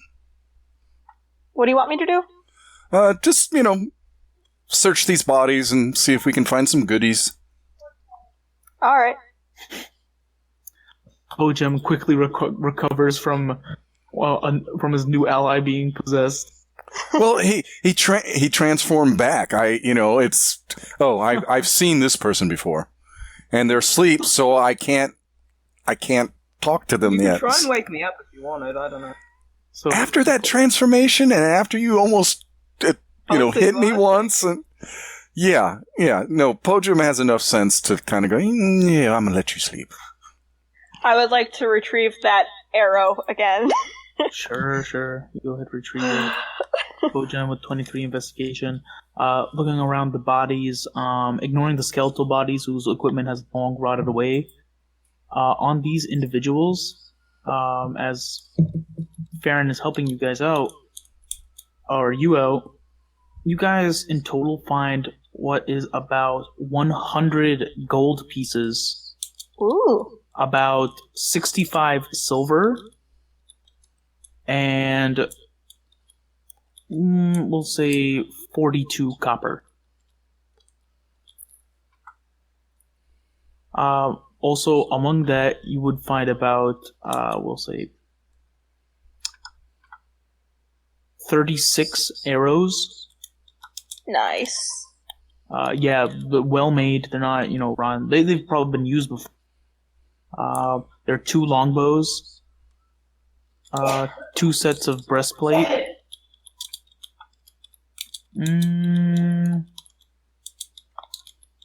Let me see. Oh yeah, and you find this this crest on each of their armors. It's a symbol you guys have seen before. It's a symbol of this serpent-like entity, this crocodilian entity with like multiple heads and kind of formed in a circle. Fakes. Yeah. You guys recognize this symbol to be of the Hydra Arms Mercenary Company. Great. I want to talk to the skeleton guy, the magic skeleton guy. Yeah, Sorkal? Yeah, and I want to ask him, like, basically who he is and what his group is about, I guess. Right. So as you turn to speak to Sorkal, they turn to you, and you can just see like the hollow skull with these red pits for eyes, just like staring at you. They have no flesh, so it's impossible for them to articulate facial expressions. But I'm gonna go pick up my axe. as you ask, they say that we are a group now lost to time. We were once known as the Circle of Crows. That is the wrong music I wanted to put. Yeah, it's chill. Are we outside now? But, Are we badly out of this hole? yeah, but they begin saying that that we belong to the Circle of Crows. We guarded the Master, the Father of Ravens. A piece of his soul still locked within a piece of iron, trapped there long ago. We used his wisdom to spread all the good that we could, allow nature to reclaim what it had lost to stone and iron.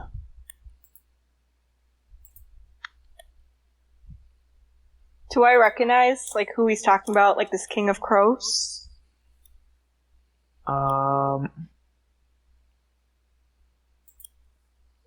You can make an Arcana check. Ooh. Oh yeah. Natural 20, holy shit. Okay. So, your specialty isn't really Arcana, per se. But, you recognize from stories that, you were once told, probably as like a little girl, and it's of this group called the Circle of Crows. But this part of the story focused more on this creature that they worship, this giant raven, almost like the size of a man, maybe even larger. We'll say towered over a man with wings that could block out the sky. They said that the King of Crows dwelled deep within the lands of Timber, or the land of Timber, forgive me.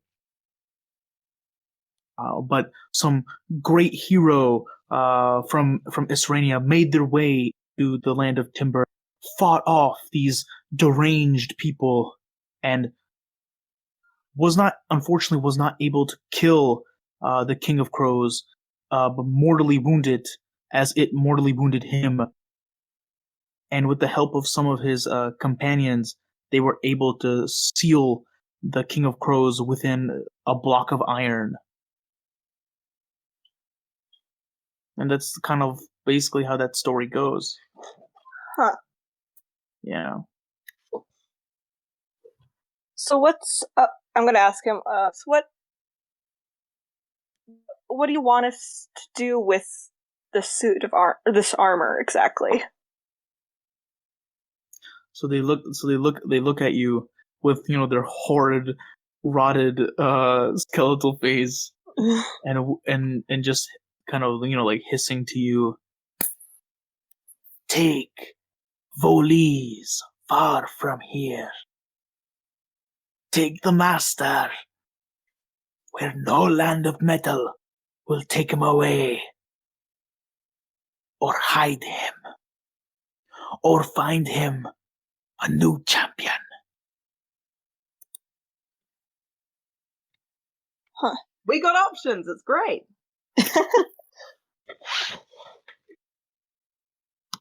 What would happen if somebody put on this armor?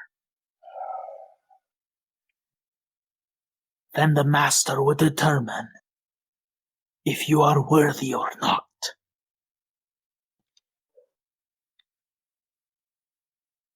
And if they were?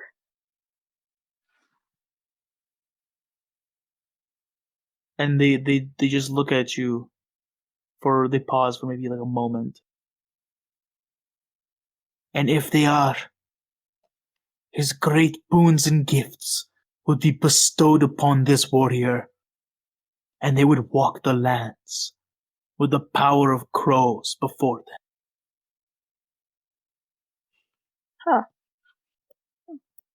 Huh. At this point, Tamir, you're beginning to come to consciousness. Oh, you gotta love that taste of blood and ozone.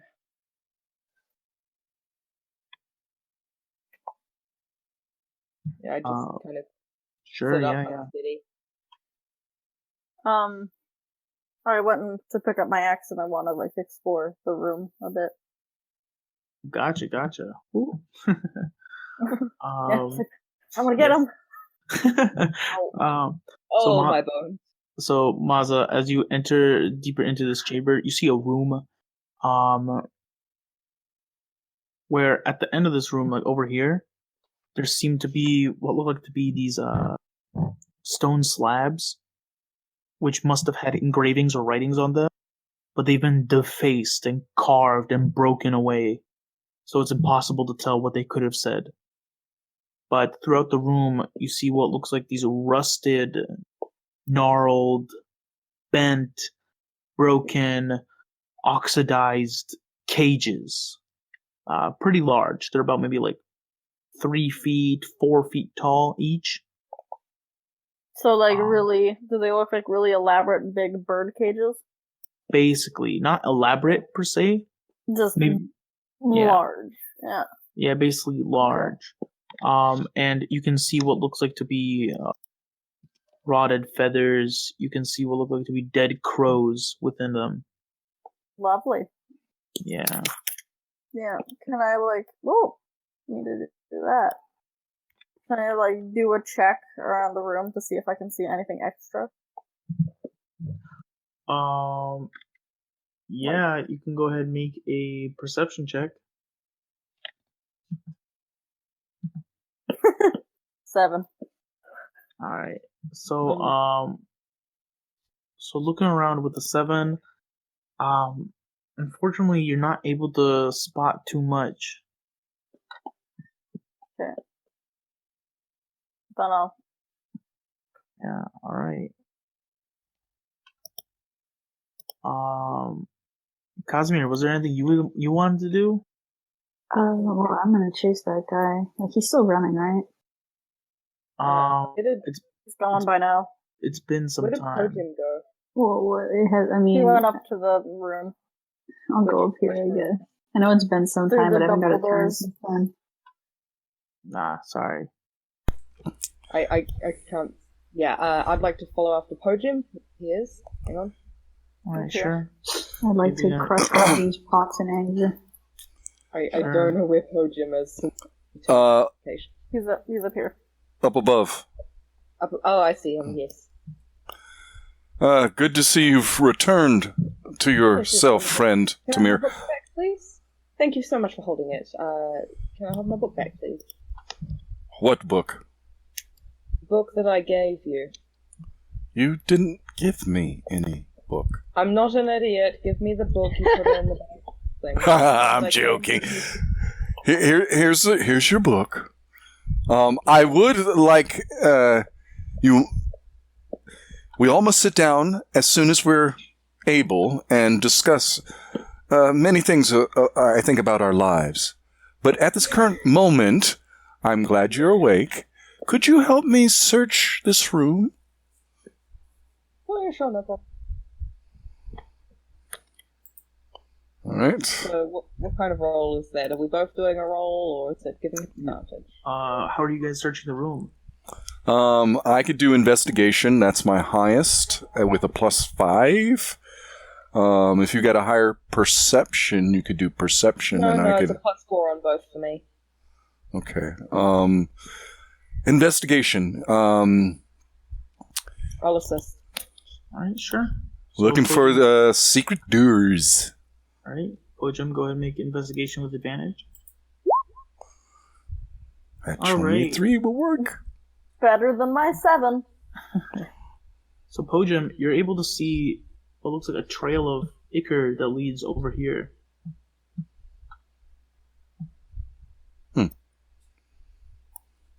Am I able to deduce that there's probably a door, or a secret door there? Yeah, probably. It looks like I'd like that. to get up and I'd like to take a look at the wall to see if there's anything interesting. Actually, out of all these walls, this one is the least interesting. It is just as everything else is made of like what looks like fieldstone, like tiles and whatnot. This is just one large blank piece of Guys, we just wall. having a party. I just give it a bit of a shove. It is stone. You know, we don't really need to pursue this. I mean, I agree. I agree completely. But I would doubt they would escape to a closed room. I mean, we could always go back up, because there was that possible exit. yeah, there's going to be more, and then there's going to be more. I did come in through, so I can probably find a way out through there. Po-jem is frustrated after these, 2 days in the dungeon, right? Thus far? Well, it's been more than 2 days. Well, No. Hasn't it? Hasn't it been like 3 you at guys this have, point? 3, you guys, 4? no, you guys have only ever taken one long rest here, so this is actually the second day. Yep. We're like Been a long day. afternoon-ish? Or a little after lunch, possibly? You could guess. Yeah, you're not entirely sure. At the very least, let's rest if you really want to pursue this, because we're very tired. Okay. If you know some safe place for us to rest. But if I'm better at doing magic, there's a spell like you can help us, but I'm not. I'm in the water room, just kind of slowly, like, scrubbing the dirt and blood off myself, just, like, staring blankly at the wall. Sure, okay. Just overwhelmed. I think I could allay my curiosity of what's behind this wall for a while. Long enough for us to rest somewhat, but... Yeah, I think that being, that demon, whatever it was, will not be returning anytime The one soon. that ran through there? Yeah. I don't know the demon.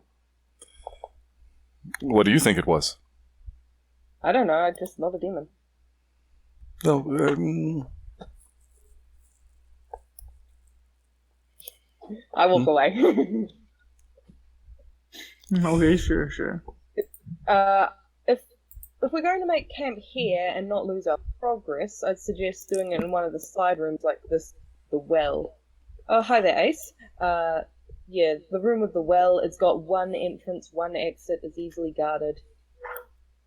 True. She's not even acknowledging you. She's just You're right staring at a there, Ace. wall.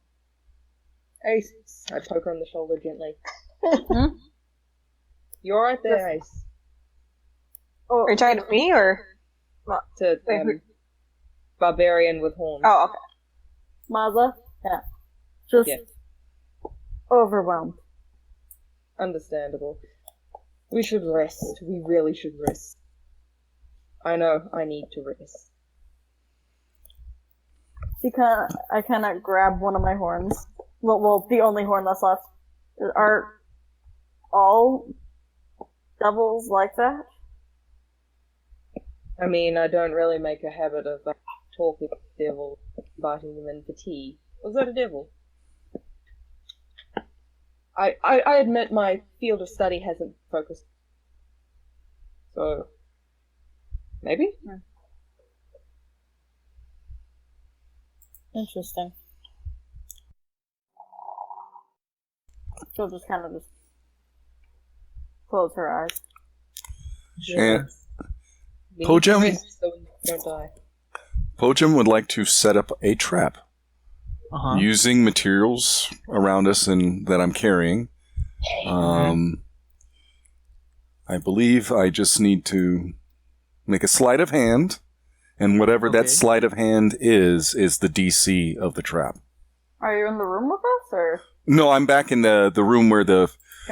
the bad dude ran through, and so I think it put a trap here just in case something comes back.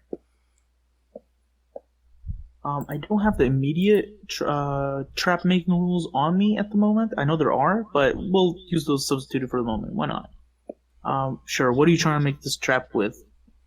There's bones and, I guess pieces of armor from the one dude. Mm-hmm.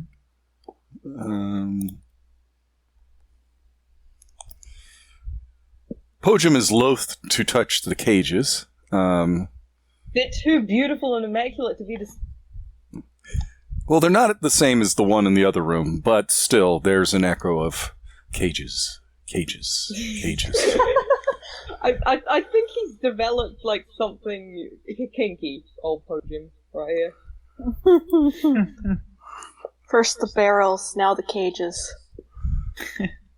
It just, as a researcher, it's just something odd about it. And so, sleight of hand, it's a 7. So, All right, sure. So you're able to tie all the pieces of bones and metals through twine, kind of hang it up between the hall or the doorway. Kind of like a sound alarm. a little Last of Us jingle trap. Yeah. All right, Hopefully and no one will notice it and they'll stumble upon it. we'll join the others. Well, I successfully put a trap in the other room, so I think we should be safe for now. Good thinking. As you guys pile up in this room, I'll move and sit against the door. Kind Yeah. of keeping it shut. Sure. Good idea. Put the really strong on there. I love it. As you guys pile up in this room, hoping that you'll get another good night's, evening, afternoon's rest. That's Are we where taking that's a where long we're gonna. I That's think what- we should. That's where we're gonna end for tonight. I vote long rest. It's been a while. I- It's 11:11 p.m. Yeah. Long rest. I probably cuddle up with Fuzzy because All right. And of course, 4 hours of trance time for Po-jem, and we should sleep a little extra long so we can kind of take turns on watch. Yeah, actually, is anyone taking? Who's taking? Yeah. I can take first watch since I'm against the door already. Po-jem is out like a light. 4 hours, I'll be...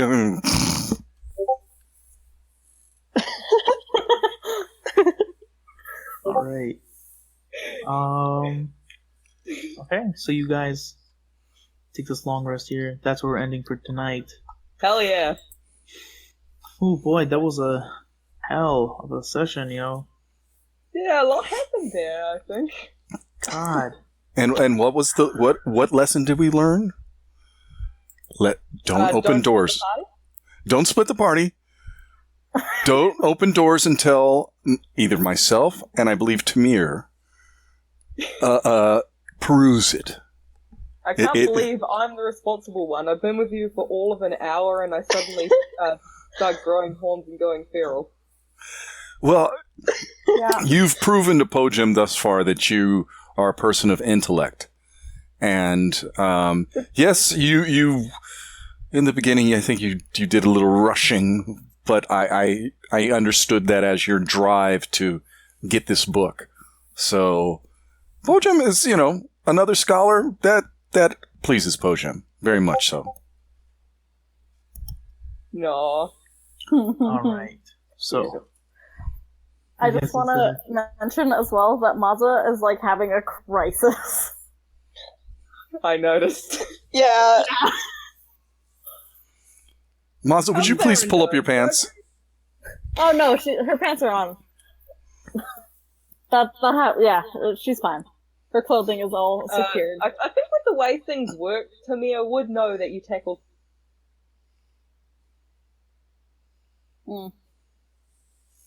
That may come up later as a joke. all right. Okay, so that's Is it time for the silly music? yeah, I guess so. Yeah! Yeah! All right, guys. It's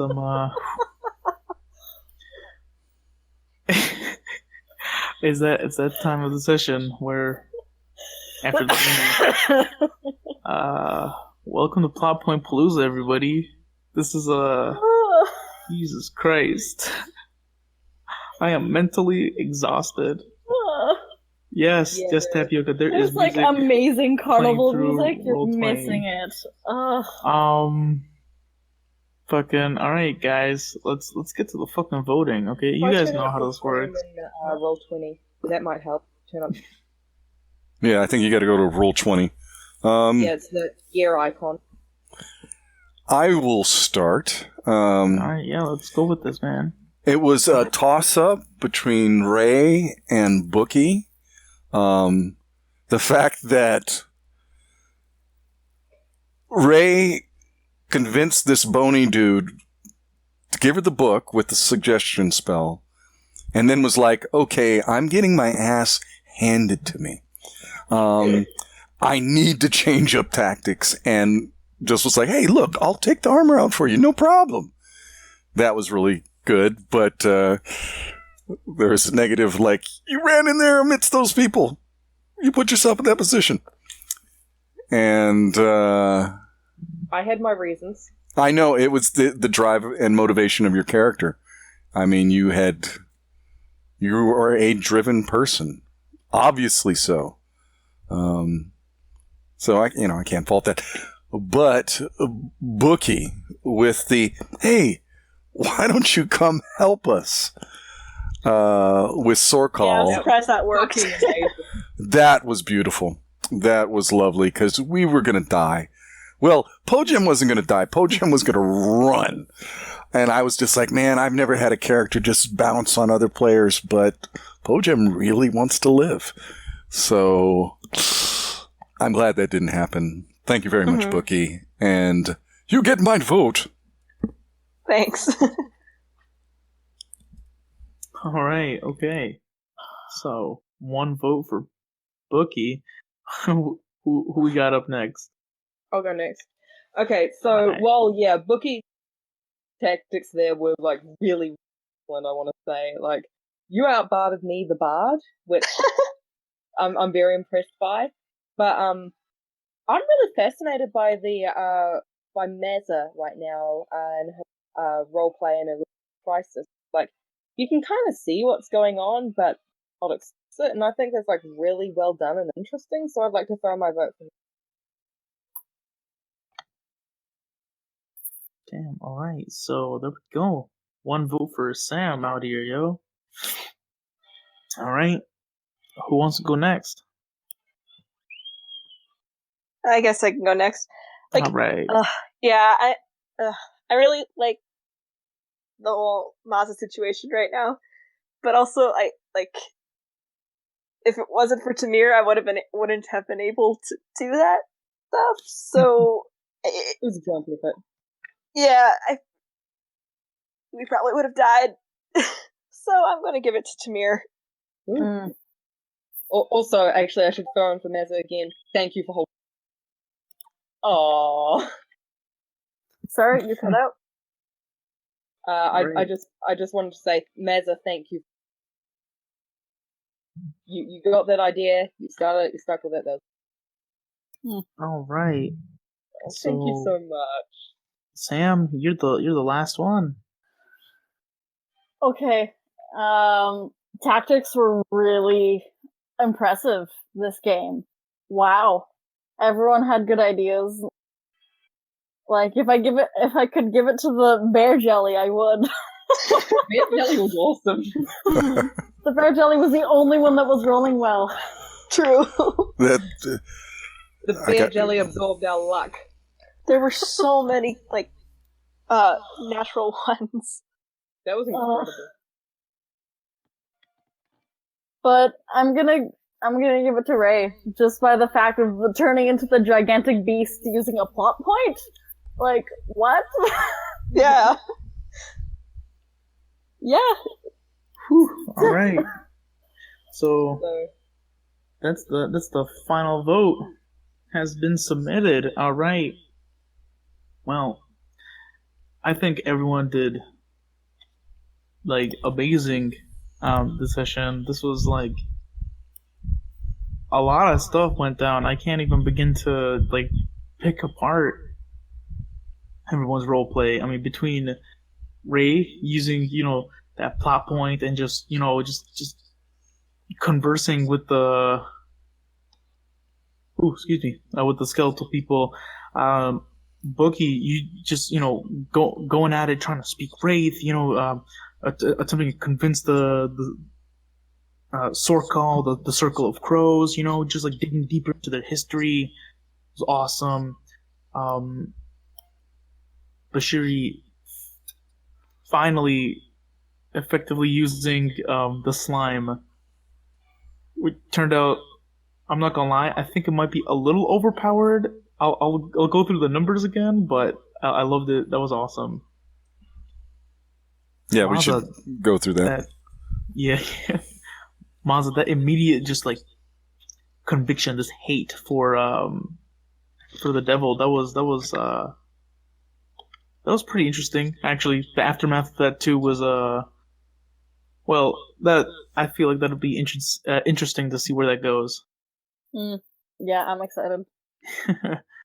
And then, geez, Tab, I'm sorry, man.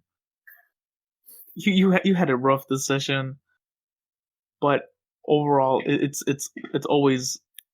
Well, I mean, I feel like you got knocked out, and then You almost died. no one really picked you up until your very last roll. Well, yeah, okay. Tap, you're squishy. You have to accept that. But It's all good. We understand if you're busy and stuff. but either way, everything was awesome. So congratulations to Ray for your second plot point in a row. For just being you. All right, and you guys know the normal rules. If you think of anything crazy, spectacular, awesome, completely horrible, like what happened this session, just hit me up, and just let's do something about it. And, I'll start plotting my plot point. I don't want to do the same thing too much. I don't want to get predictable. Definitely. I may go back and do this again, but not right away. You guys are safe for a little bit. Oh yeah, of All course. And Yeah, I guess that's talk where we're gonna about end for tonight, yo. Do you guys think next episode we should have our characters actually talk a little bit about Yeah, ourselves. that's- Oh yeah, dude, I have so much I want to say to fucking Po-jem. Oh my god. I still need to work out a nickname for Po-jem because, like, Tamiya's a nicknamer. You've all got nicknames except Po-jem. Well, I've been waiting. I've been waiting for us to get freaking free of this dungeon to talk. Every game session, I'm like, oh crap, we're not going to be able to have our characters sit down and talk. We're on 'Cause I- a long rest right now. We're on a long rest. We can take some. Yeah, we can have on a long rest. Can I recharge my rages? I'm gonna do that right now. Yeah, I can recharge my bardic inspiration. Yeah, we could have a long rest and then have like a breakfast conversation while we're before we tackle our dungeon day. Yeah. You know, Maza, some psychologists would say that recharging your anger to take it out on others is an unhealthy habit. Oh, really? Yeah. It's like you're but they, insinuating that she has unhealthy habits. What? What? An adventurer with unhealthy habits? I don't know. It's just A person who goes into abandoned Right, locations yo. to kill things with unhealthy So, I mean- habits? She has unchecked anger from her past that allows her to kill things you been- viciously? What? Someone who has a messed up past with a driving motivation to do shit. Oh my god, who'd ever Ugh. seen that? Oh. Sorry, I'm just calling it now. Like, you'd be demolished. If she was going all out, you're dead. It's not Just about the winning. immediately, I'm sorry. It's You're not very- about the winning, it's about just the physical contact. All right, brother. Good night. Good night. Thanks again for a wonderful game. This was so much fun. I thought so too. I hear a little bit of a "yeah, I bet" in your voice. You're a plot point user. See ya. Well, good game, everybody. Bye. It We was- survived. we survived. Let's get out of this freaking dungeon. Thing, Yeah. took my health down to almost halfway, and I was like, oh no. I'm I'm glad it decided to charge at me. Yeah, no, I would have been toast. Yeah, that was too close. That's the closest we've all come to death. That No, like we'll come to that death, one but yeah, the one point time I had like let's be honest. If it wasn't for the bony crew, we would have had our asses handed to us. oh, The 100%. bony, Yeah. the bony crew and Tamir going all horny all of a sudden, I guess. All right, y'all. I'm gonna get up out of here. Peace It was out. fun. Yeah. Good night or good Good night. afternoon. I don't know. Have a what good time it week. is. Later, book.